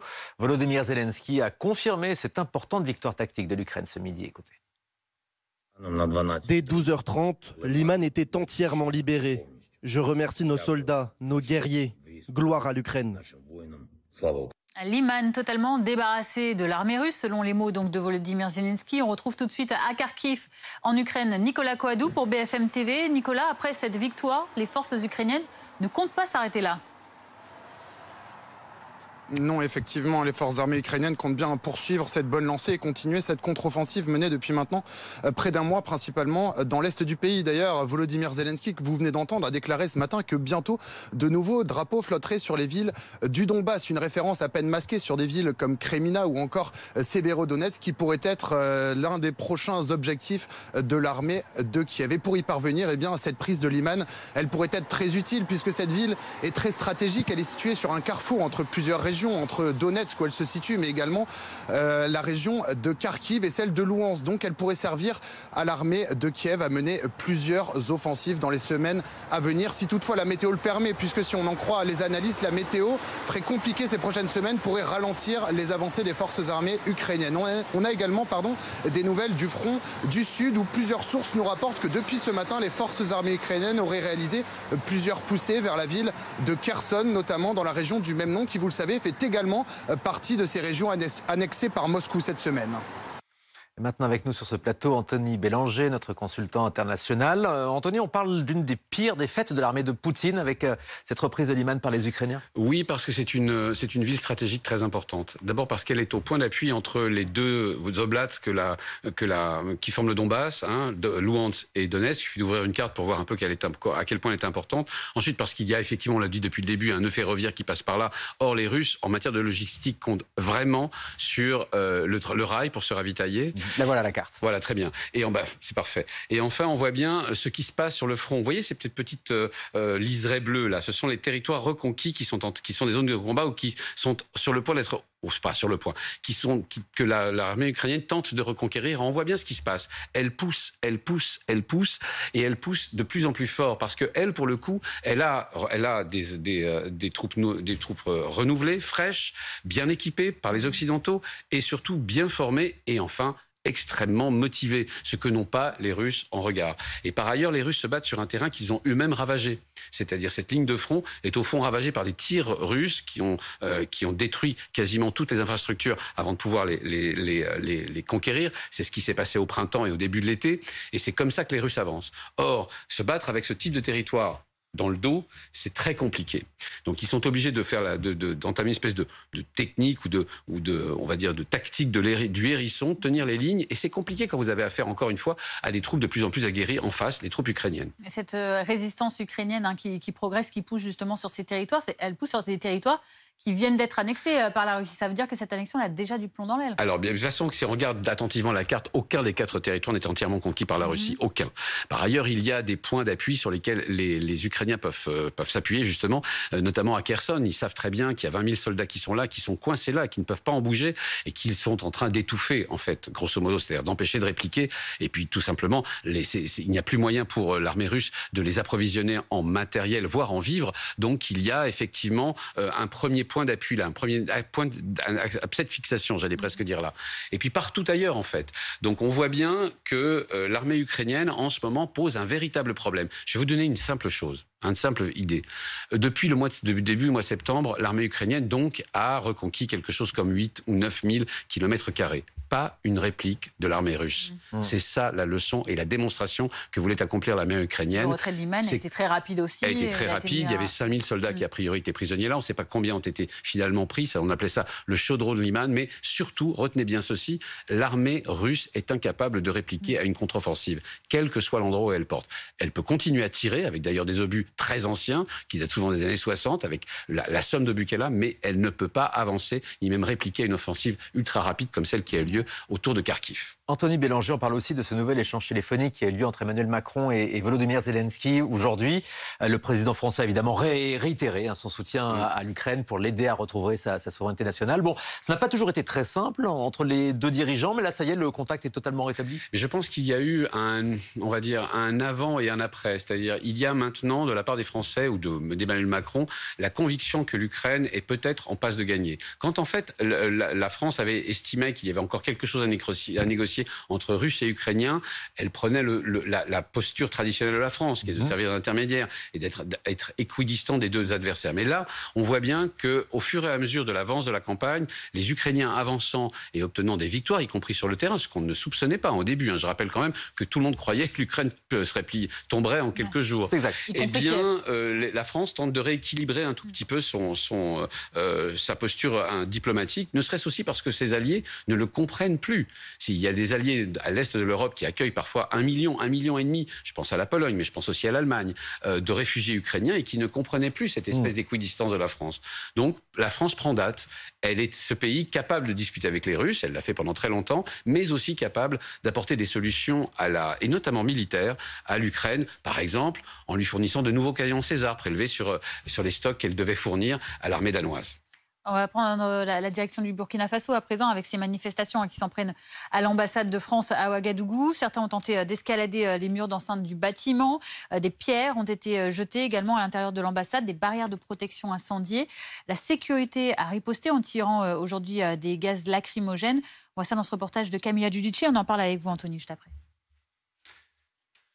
Dans un message vidéo, les militaires putschistes reviennent sur leur position et appellent les habitants à rester calmes. Nous vous invitons donc à vaquer librement à vos occupations et à vous départir de tout acte de violence et de vandalisme, notamment ceux qui pourraient être perpétrés contre l'ambassade de la France. Car au même moment, des centaines de personnes manifestent dans la rue et devant l'ambassade de France, des pneus de voiture sont en feu. Hier, l'ambassade était déjà menacée par un incendie. Des manifestants tentaient de briser les vitres et de pénétrer à l'intérieur du site. Jets de pierre contre les murs d'enceinte, caméras de surveillance brisées. Ils exigeaient le départ des Français du Burkina Faso. Notre coopération avec la France, jusqu'à preuve de contraire, nous n'avons pas vu où ça nous a amené. Ils ont échoué lamentablement. On ne veut plus la France en Burkina Faso. On ne veut plus la France en Afrique. Nous ne sommes pas d'accord pour l'impérialisme. Nous voulons qu'à jamais le Burkina Faso soit libre. Dans la foule, un slogan, la patrie ou la mort. Les manifestants exhibaient quelques drapeaux burkinabés, mais aussi des drapeaux russes.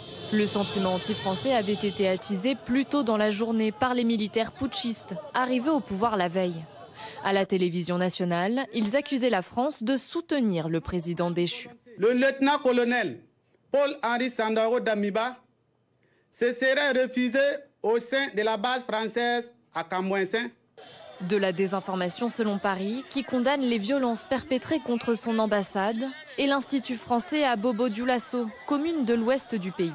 Nous condamnons avec la plus grande fermeté les violences contre nos emprises diplomatiques au Burkina Faso. Toute atteinte à nos emprises diplomatiques est inacceptable. La sécurité de nos ressortissants est une priorité. Environ 4000 ressortissants français vivent au Burkina Faso et espèrent un retour au calme rapide. Anthony Bélanger, votre éclairage, on a vu des drapeaux russes au cours de ces manifestations contre l'ambassade de France. Quel est le lien? Alors écoutez, pour l'instant je crois que les Russes ont autre chose à faire ailleurs. Même si il est vrai qu'on a pu voir leurs mains dans beaucoup de pays où la France est installée. Le Tchad, la Centrafrique, le Niger, pas le Niger, le Mali et donc aujourd'hui le Burkina Faso. Alors il y a d'abord un contexte régional. C'est vrai que la France est restée longtemps avec son opération Barkhane dans ces pays du Sahel, donnant l'impression d'avoir une espèce de superstructure au-dessus des États et des armées locales.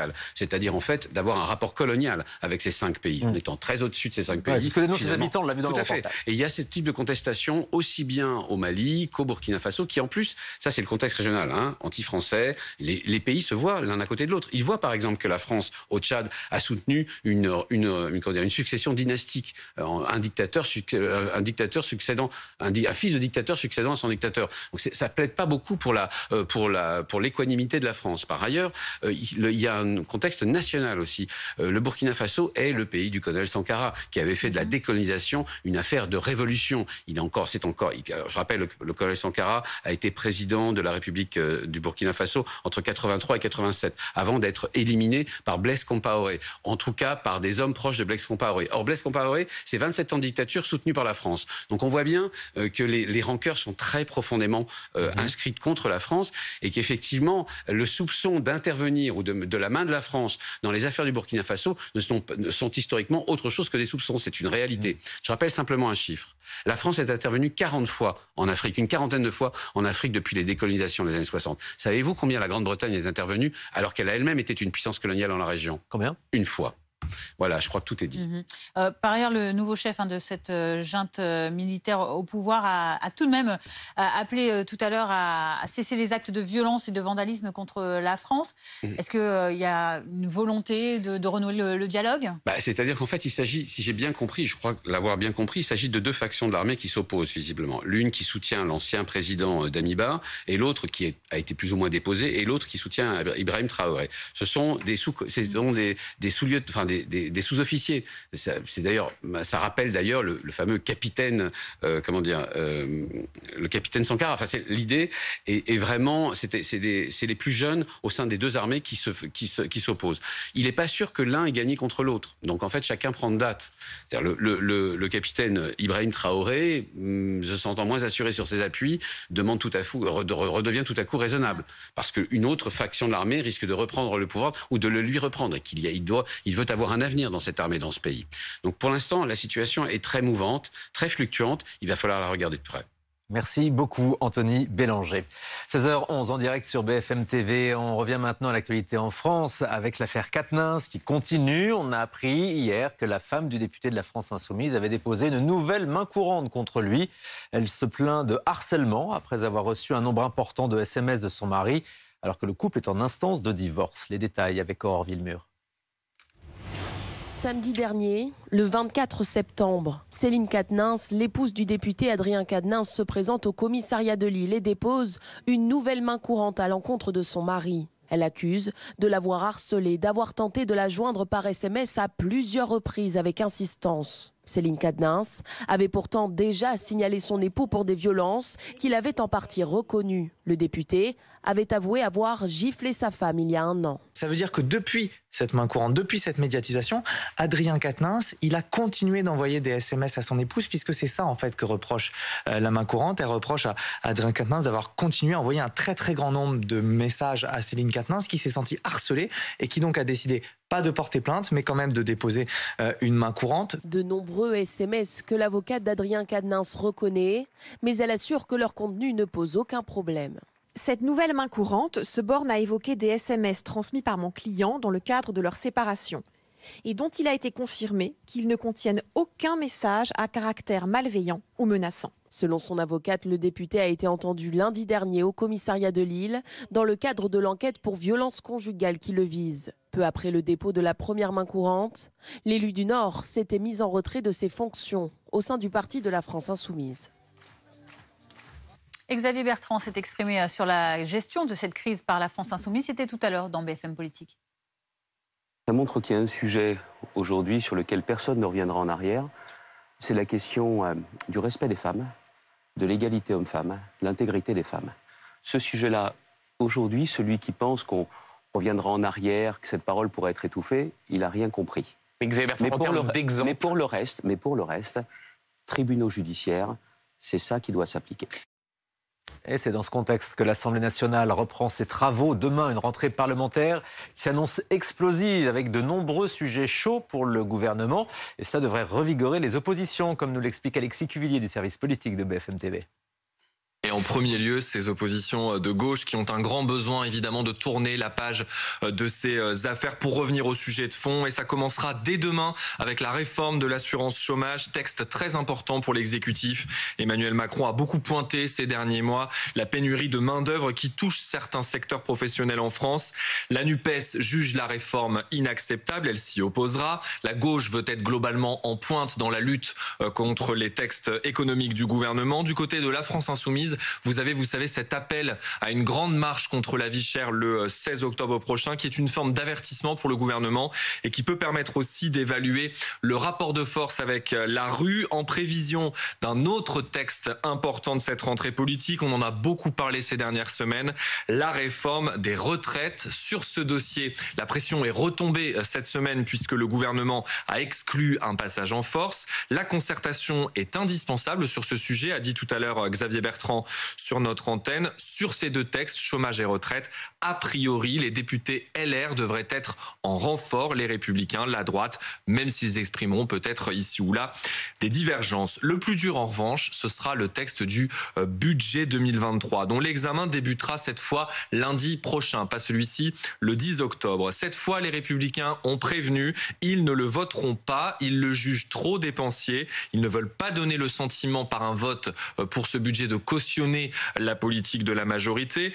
Dans cette situation, sauf surprise, la suite, elle semble déjà écrite. Ça sera un recours au 49.3. Des motions de censure qui seront donc déposées. Elles ont peu de chances d'être adoptées. Les mêmes Républicains ne veulent pas donner l'impression de bloquer le pays et une alliance de la NUPES avec le Rassemblement national semble très peu probable. Je ne voterai pas de motion de censure qui viendrait du Rassemblement national, a dit ce midi sur France 3 l'écologiste Sandrine Rousseau. Mais il y a des avis différents sur cette question au sein même de l'hémicycle. Le gouvernement va devoir donc veiller à ne pas trop braquer ses opposants. L'actualité à l'étranger, jour d'élection présidentielle au Brésil. On suit le duel entre le président sortant d'extrême droite Bolsonaro et son rival de gauche Lula. L'ancien président, un revenant dans l'arène politique. Il a voté il y a quelques instants. C'était à São Bernardo do Campo. En espérant voir le Brésil, dit-il, revenir à la normalité. Lula, lui, est donné favori par les sondages, mais le scrutin reste sous tension, alors que Bolsonaro a menacé de ne pas reconnaître les résultats pendant la campagne. Le président sortant qui a, lui, voté, vous le voyez, à Rio de Janeiro. Il a déclaré que si les élections étaient propres, eh bien, que le meilleur gagne. Et on suivra ça, bien sûr, tout au long de la journée sur BFM TV. On en vient maintenant à cette catastrophe hier soir dans un stade d'Indonésie. Au moins 125 personnes sont mortes dans un mouvement de foule après l'envahissement du terrain de foot. Et regardez ces images, il y a quelques instants, le pays est en deuil et ces manifestations donc de recueillement après ce drame. 125 morts. Milan Argelas. C'est l'une des pires tragédies de l'histoire du football. Sur ces images, des milliers de supporters du Harema FC envahissent le terrain après la défaite de leur équipe contre sa grande rivale. Face à ces scènes de chaos, les policiers interviennent et aspergent la foule de gaz lacrymogène. Certains supporters tentent de s'échapper, d'autres portent secours à des spectateurs blessés. Plusieurs dizaines de victimes sont mortes piétinées, écrasées contre les grilles du stade ou asphyxiées. Plus de 300 blessés ont été évacués et transportés à l'hôpital. Je suis traumatisée. C'est la dernière fois que je vais au stade. Je préfère regarder les matchs de football à la télévision. L'Indonésie et toute la planète football sont en deuil.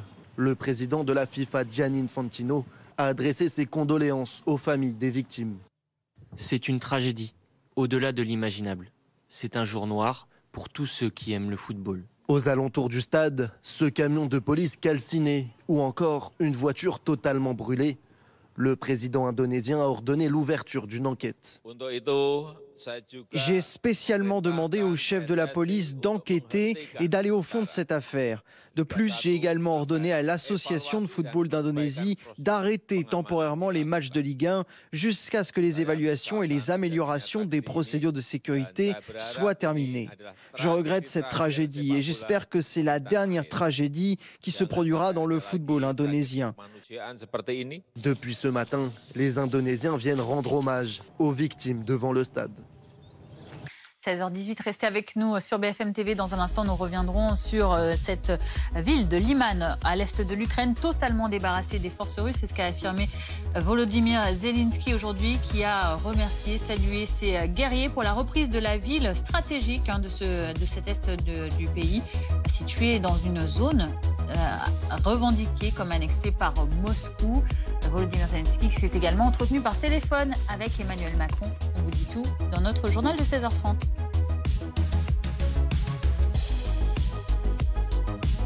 Le saviez-vous? Il y a 124 ans, a eu lieu à Paris la toute première exposition internationale d'automobile au monde, l'ancêtre du mondial de l'auto. En effet, la première édition remonte à 1898. Et à cette époque, les voitures arrivaient sur des charrettes tractées par des chevaux et étaient ensuite exposées au grand public dans le jardin des Tuileries. Que de chemin parcouru depuis par l'automobile, qui bientôt sera autonome. BFM TV, partenaire du salon Le Mondial de l'Auto, du 17 au 23 octobre 2022, à la porte de Versailles.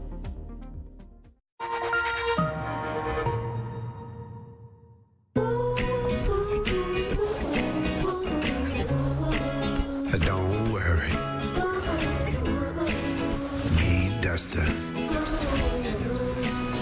Don't worry, be Duster.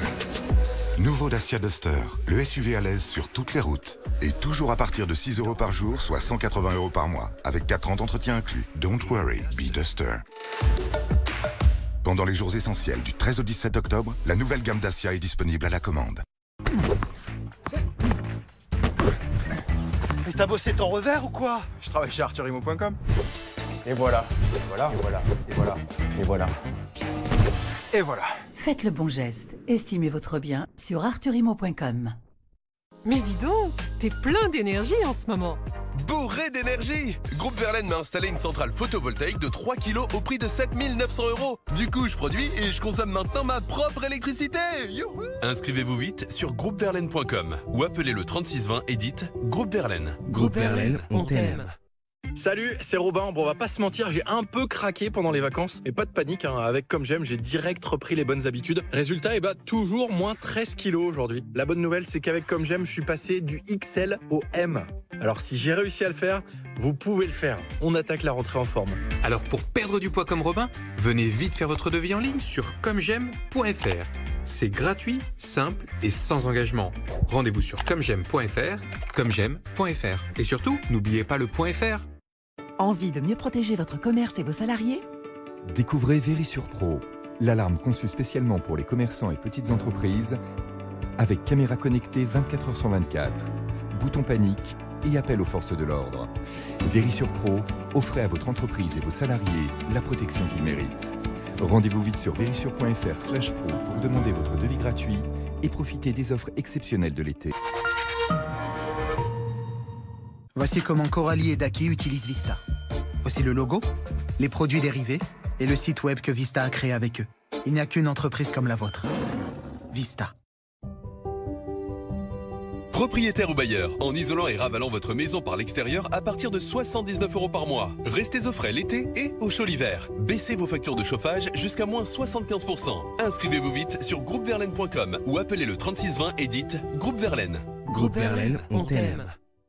Alors, vous vous sentez comment avec vos nouveaux appareils? Waouh, j'entends parfaitement. Et je vous rappelle que vous avez moins 40%. Quoi, vous dites? Vous avez moins 40% chez Optical Center. Mais oui, alors j'ai bien entendu. Et vous avez d'autres bonnes nouvelles? En plus, on vous offre une paire de lunettes à votre vue. Mais ça marche super bien, j'entends des choses fantastiques. Et ça marche aussi avec les verres progressifs. C'est dingue, ça s'arrête jamais ce truc. Non, alors qu'est-ce qu'on fait? On les choisit ces lunettes? Ici? Maintenant, vous m'êtes très sympathique. C'est réciproque.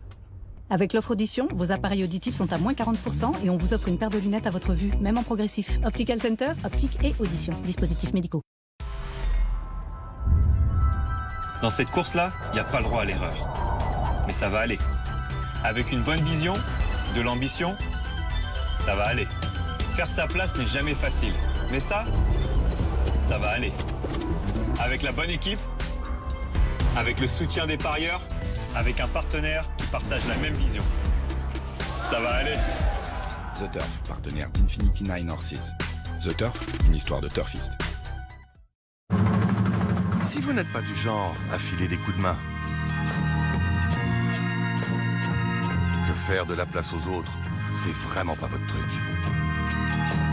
Que leur confort vous apporte peu. Et qu'aider les autres n'est pas dans vos habitudes.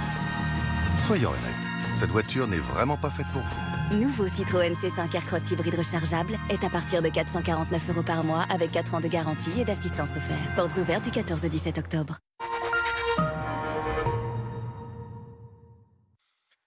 Merci de nous retrouver sur BFM TV, il est 16h24. Liman est totalement débarrassé des forces russes. Voilà les mots de Volodymyr Zelensky à la mi-journée.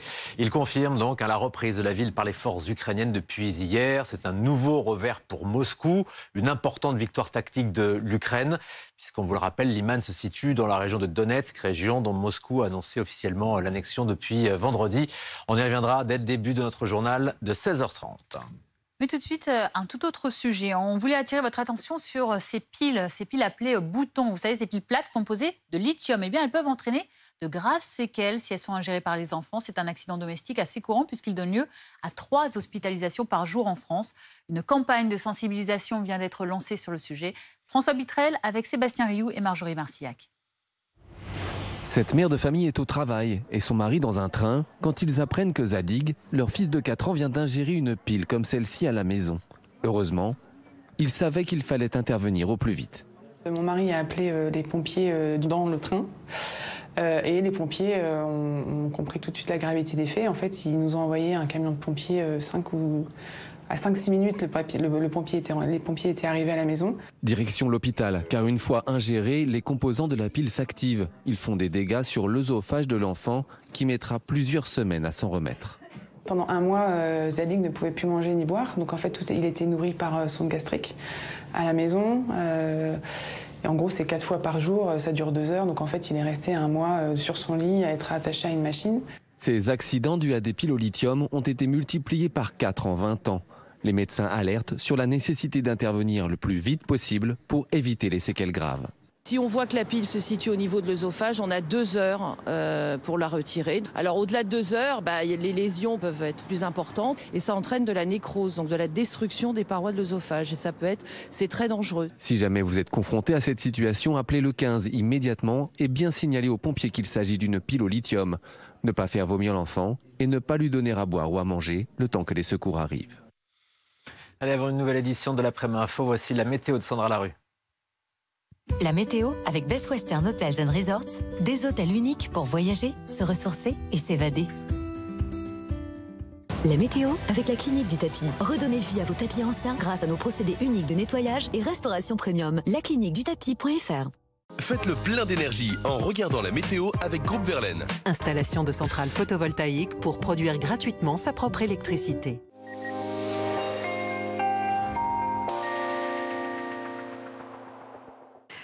Et ce sont bien de bonnes nouvelles, avec un temps beaucoup plus doux qui va s'installer sur le pays, beaucoup plus doux et beaucoup plus ensoleillé aussi, après ce temps assez mitigé du week-end, assez humide et ces derniers temps, ces températures bien basses. Alors on avait encore ce dimanche quelques précipitations qui traînaient sur les régions les plus au nord.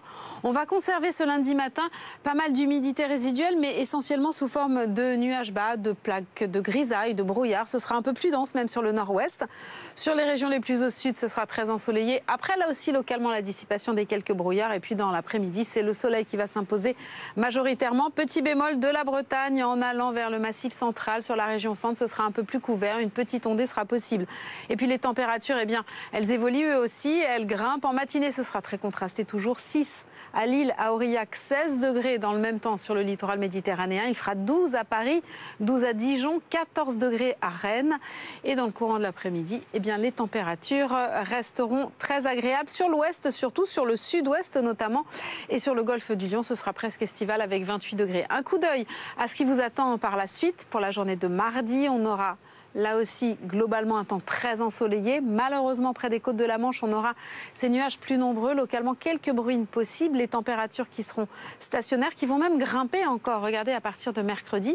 Mercredi, toujours ces nuages et ces pluies bloqués sur la pointe bretonne, la pointe du Cotentin. À l'avant, un ciel un peu plus chargé. Mais partout ailleurs, c'est du soleil. Et ce sera, a priori, encore un temps très calme et souvent très ensoleillé pour la journée de jeudi. Les températures pourraient baisser un petit peu au nord. C'était la météo avec Best Western Hotels & Resorts. 300 hôtels, 3, 4 et 5 étoiles partout en France. C'était la météo avec la clinique du tapis. Redonnez vie à vos tapis anciens grâce à nos procédés uniques de nettoyage et restauration premium. lacliniquedutapis.fr. C'était la météo avec Groupe Verlaine. Sortez de la précarité énergétique en isolant votre maison par l'extérieur avec Groupe Verlaine. Groupeverlaine.com. 16h30 sur BFM TV, à la une de l'actualité dans l'après-midi info. Nouvel échange téléphonique entre Emmanuel Macron et Volodymyr Zelensky. L'entretien a eu lieu aujourd'hui. Le président français a réitéré son soutien à l'Ukraine pour l'aider à retrouver sa souveraineté, son intégrité territoriale après l'annexion illégale de 4 régions par la Russie. Sur le terrain, Liman est totalement libéré. Le président Zelensky a remercié dans une nouvelle vidéo ses guerriers pour la reprise de cette ville stratégique dans l'est du pays hier. Les soldats ukrainiens qui doivent maintenant se hâter s'ils veulent continuer à progresser dans leur contre-offensive dans le Donbass. On verra dans un instant que la Rasputitsa approche. C'est un phénomène climatique qui va bientôt rendre les sols en boue impraticables. Un bon plan en faveur du pouvoir d'achat. De plus en plus de supermarchés proposent de transformer les petites pièces jaunes qui traînent au fond de votre porte-monnaie en bons d'achat. La machine s'appelle l'Eurocycleur. Reportage dans ce journal dans un magasin d'Issy-les-Moulineaux. Et au Brésil, les deux principaux candidats à la présidentielle ont voté. Le scrutin s'est ouvert à 13h heure de Paris. Le président sortant, Bolsonaro, vous le voyez, a voté à Rio de Janeiro en déclarant que le meilleur gagne. Son adversaire, Lula, a également voté à São Bernardo do Campo. Le scrutin est placé sous tension. On va vous expliquer. Mais tout d'abord, la situation en Ukraine. Dès 12h30, Liman était totalement libéré. C'est ce qu'a déclaré le président Zelensky dans une nouvelle vidéo ce dimanche pour remercier ses guerriers après la reprise hier de cette ville stratégique à l'est du pays. Nouveau revers donc pour l'armée russe sur le terrain. Si la contre-offensive ukrainienne se poursuit avec succès, attention, les prochaines semaines seront cruciales pour ces deux armées. En cause, la Rasputitsa, ce temps des mauvaises routes en russe attendu cet automne. Oui, la Rasputitsa, phénomène météo qui transforme 2 fois par an le sol en véritable boue gluante. C'est un défi de taille sur le plan militaire. Il reste donc environ un mois aux forces ukrainiennes pour gagner un maximum de terrain. Guillaume Barki, Milan Argelas. Des drapeaux russes jetés par les Ukrainiens. Image symbole dans cette ville de Liman, reprise hier aux armées russes.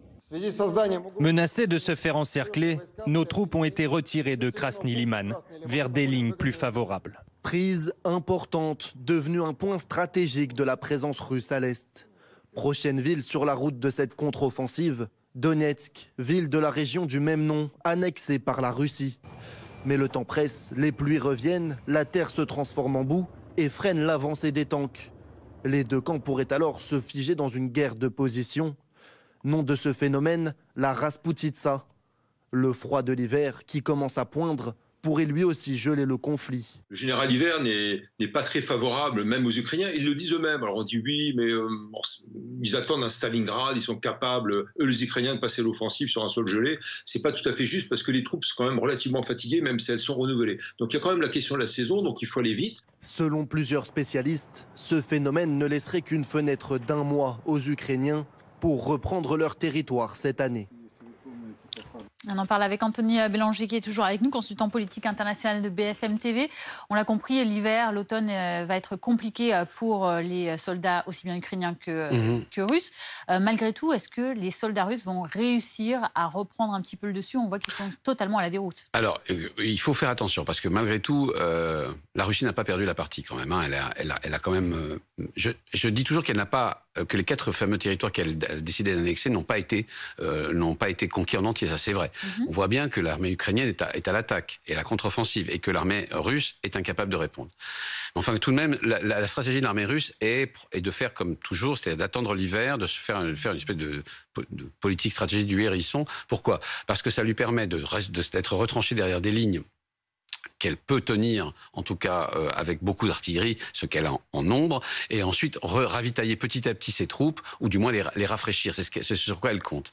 C'est vrai que quand on fait la guerre dans ces régions-là, on convoque immédiatement l'histoire. On convoque la Seconde Guerre mondiale avec la bataille de Stalingrad, on convoque aussi la Grande Guerre bactériologique côté russe, et on convoque aussi la Rasputitsa, c'est-à-dire, et le général Hiver. Ça, c'est carrément les guerres napoléoniennes. Il faut faire un peu attention parce que les armées d'aujourd'hui sont préparées à ce genre de choses. Et je rappelle toujours que les Ukrainiens sont encore une fois mieux armés, mieux motivés, mieux équipés, et surtout renouvelés en permanence, et que donc cette Rasputitsa pourrait poser plutôt un problème côté russe, parce qu'ils sont tout simplement sur un terrain ravagé, qu'ils ont eux-mêmes ravagé pour reconquérir, et en même temps parce qu'ils sont dans des lignes de front enterrées, quasiment à la manière de la Première Guerre mondiale, et que ça c'est compliqué quand il fait froid, quand c'est la gadoue, quand on ne peut pas avancer, alors que les Ukrainiens, eux, ont l'avantage à la fois du terrain et de la motivation. Donc, effectivement, il y a une fenêtre de tir dans laquelle les Ukrainiens ont pour eux tout l'avantage du terrain et qui donc sans la Rasputitsa et donc ils pourraient devoir avancer, mais ils peuvent encore faire des choses qui pourraient nous étonner, y compris pendant cette période dite de la Rasputitsa. Comment s'est passée la reprise de Liman? Les soldats russes, 5000 soldats russes se sont retrouvés comme piégés? Mais encore une fois, c'est ça qui est fascinant, parce que même vous savez, l'homme qu'on a vu tout à l'heure, qui est celui qui est annonceur d'une bonne et des mauvaises nouvelles à la télévision russe, l'a reconnu. L'armée russe était entièrement encerclée. 5000 soldats dans le chaudron de Liman qui ont été incapables de bouger parce qu'ils étaient, et on l'a appris plus tard, mal ravitaillés, mal alimentés, mal équipés, et qui n'avaient plus de lien, quasiment plus de lien avec leur état-major. Donc vous imaginez 5000 soldats là qui ne peuvent plus répondre et qui ne voient qu'une chose, l'armée ukrainienne qui avance inexorablement et qui les encercle comme quasiment à la parade. Et donc en fait, on voit bien qu'en ce moment, le vrai problème pour l'armée russe, c'est qu'elle ne peut plus répondre à des offensives à des coups de boutoir qui sont de plus en plus puissants de l'armée ukrainienne, d'une part, et que d'autre part, les hommes qu'elle compte faire venir pour remplacer ceux qui se battent depuis 6 mois et qui sont des survivants côté russe, eh bien ne sont pas encore arrivés. Il y a donc cette fenêtre de tir dont on parlait tout à l'heure, n'est pas seulement une fenêtre de tir météorologique, c'est aussi une fenêtre de tir stratégique et tactique. Les Russes, pour l'instant, n'ont pas reçu les renforts qui leur permettraient de renouveler leurs troupes,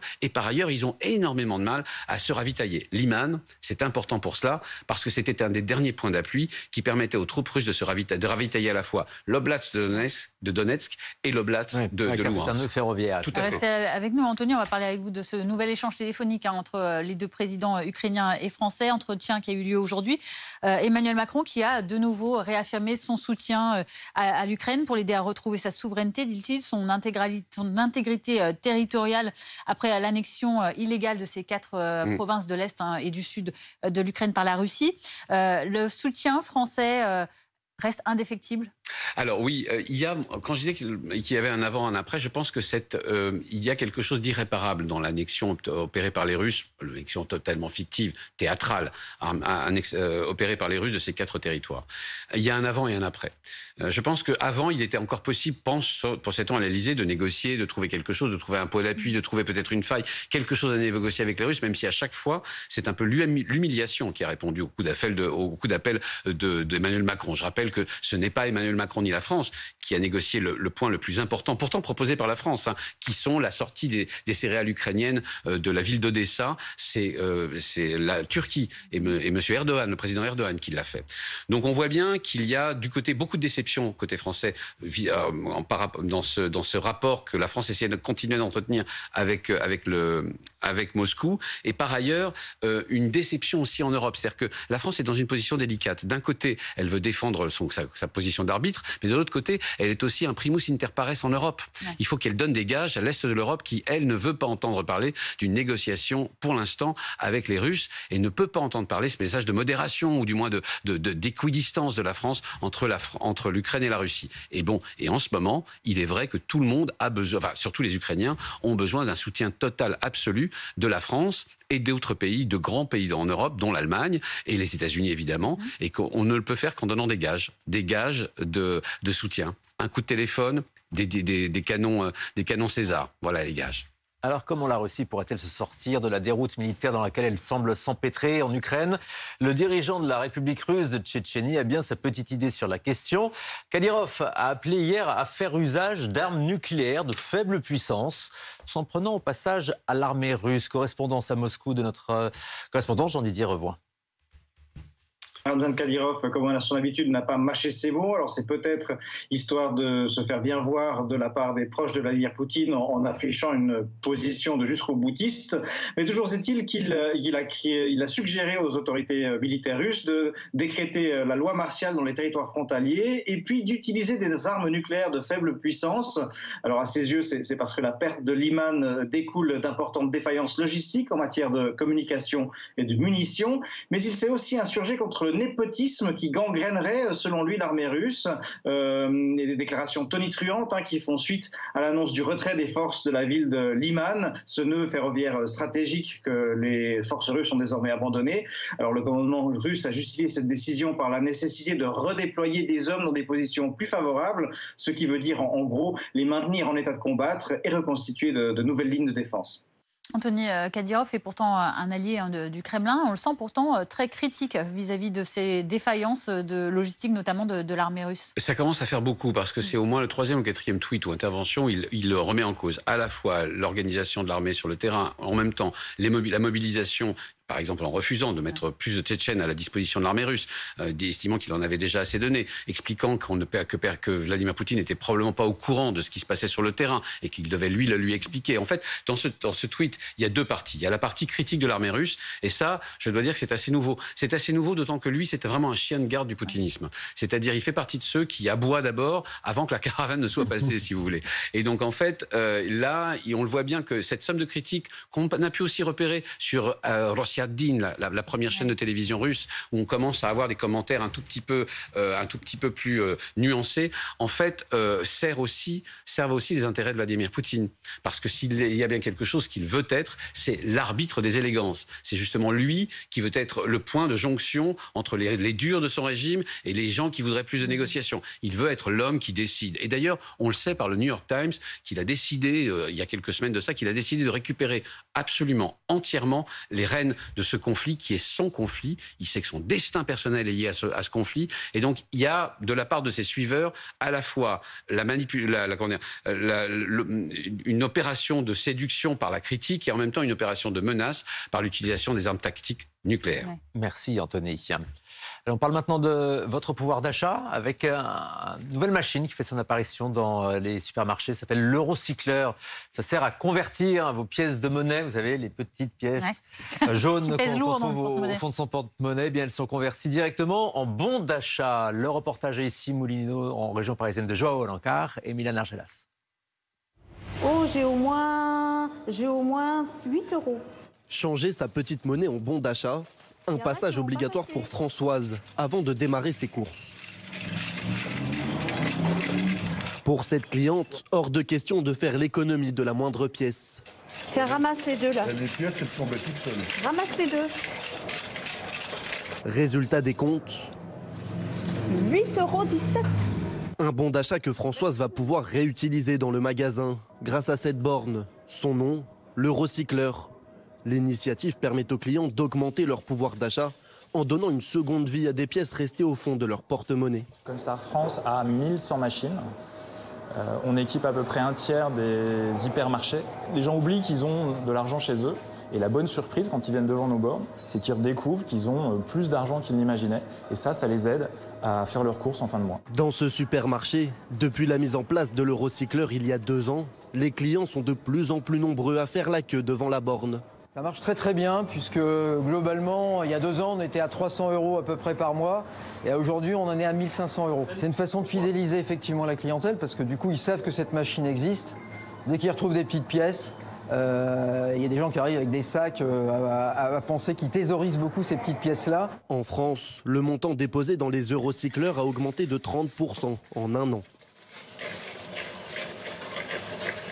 L'actualité politique à présent, avec l'issue du dossier Julien Bayou, Sandrine Rousseau a révélé des signalements de violences psychologiques à l'encontre de l'ancien secrétaire national d'Europe Écologie Les Verts, poussé à la démission. La députée ne s'était pas exprimée depuis les révélations du journal Libération sur l'enquête menée depuis 3 ans sur Julien Bayou par un groupe de militantes féministes. Chez nos confrères de France 3 aujourd'hui, Sandrine Rousseau dit ne rien regretter de ses méthodes et elle s'explique. Je ne regrette absolument rien et vous ne me ferez rien regretter. J'ai répondu en tant que citoyenne dans un moment où il fallait de la transparence parce que nous étions accusés à gauche de ne pas être transparents sur nos affaires. Et donc il fallait de la transparence, il fallait de l'indépendance. C'est ce que j'ai garanti en posant cette parole. Depuis que cette affaire est sortie, vraiment ma situation devient extrêmement difficile. Mais je le dis aux femmes qui souhaitent s'exprimer et qui souhaitent que ce combat avance, je ne lâcherai pas, quand bien même mes intérêts personnels sont contre cela.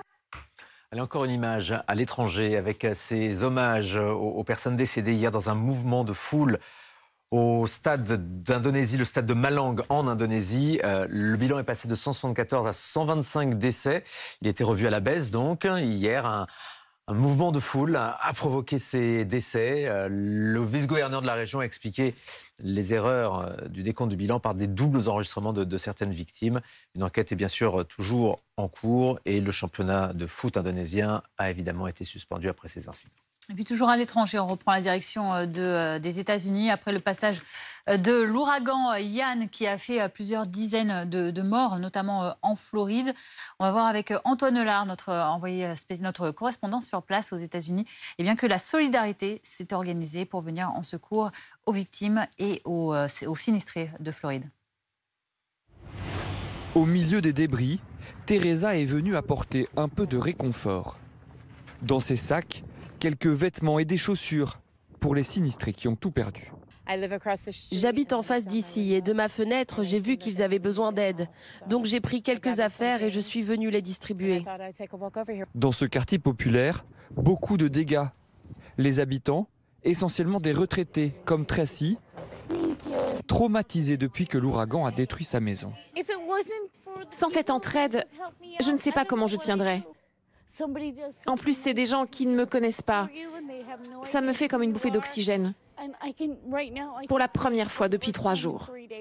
La solidarité s'est mise en place rapidement ici, une façon aussi pour les habitants de tourner au plus vite la page de l'ouragan. Jim, lui non plus, n'a pas hésité. Il a posé plusieurs jours de congé pour aider à déblayer. Il y a des services de secours qui viennent des 4 coins du pays, mais ça ne suffit pas. Chacun doit aider. Moi, je vais travailler jusqu'à l'épuisement aujourd'hui et demain, je recommence. Une entraide qui va devoir durer encore longtemps. Il faudra des années pour tout reconstruire. L'actualité au Brésil, à présent, avec le premier tour de la présidentielle pour 156 millions d'électeurs. Parmi la dizaine de candidats, 2 favoris, l'ancien président de gauche Lula et le président sortant d'extrême droite Jair Bolsonaro. Dans ce scrutin, rien n'est joué d'avance, même si les sondages donnent un léger avantage à Lula. C'est ce qu'on voit avec Florian Chevalet, notre envoyé spécial BFM TV RMC à Rio de Janeiro. Oui, exactement. Alors les bureaux de vote ont ouvert il y a presque 3 heures. Ici, c'est le matin à Rio. Tout se passe dans les écoles du pays. Alors la particularité aussi ici au Brésil, c'est que le vote est électronique. En fait, chaque candidat dispose d'un numéro. Lula, c'est le numéro 13, par exemple. Bolsonaro, le numéro 22.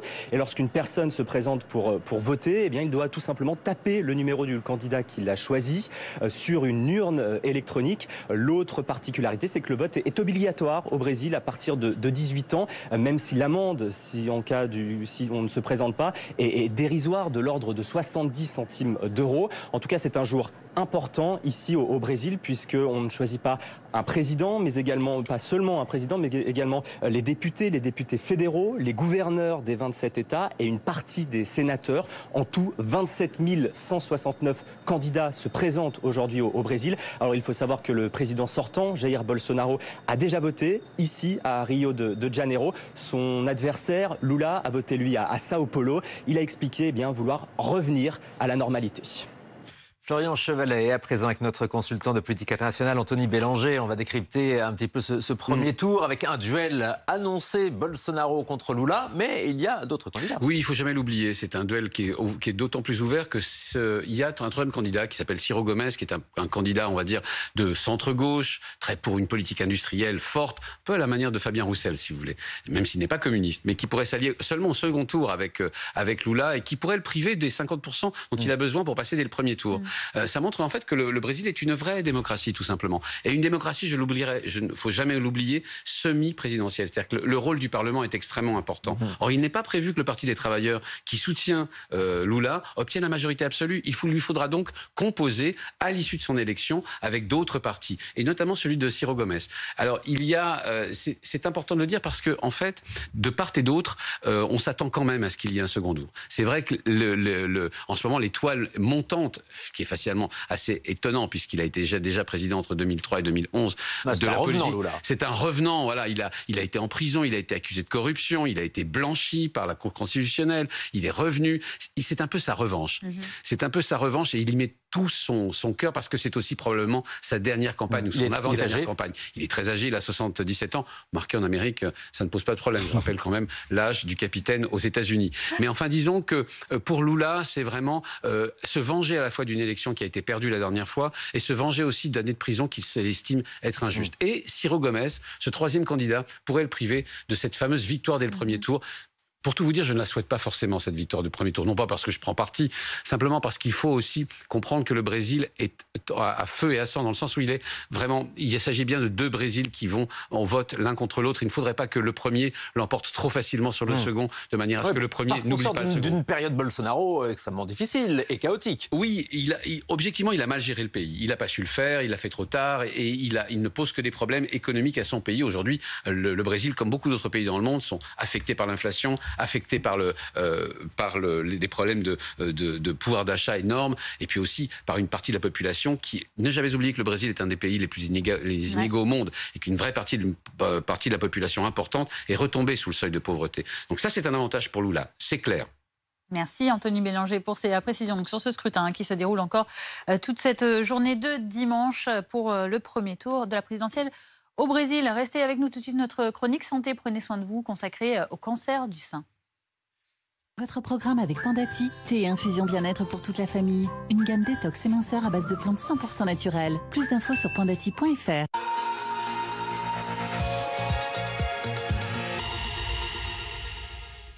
À la une ce dimanche, Octobre Rose, ce mois consacré à l'information sur le cancer du sein et à la collecte des fonds pour aider la recherche dans ce domaine. Une femme sur 8 risque en effet d'être atteinte par un cancer du sein dans sa vie.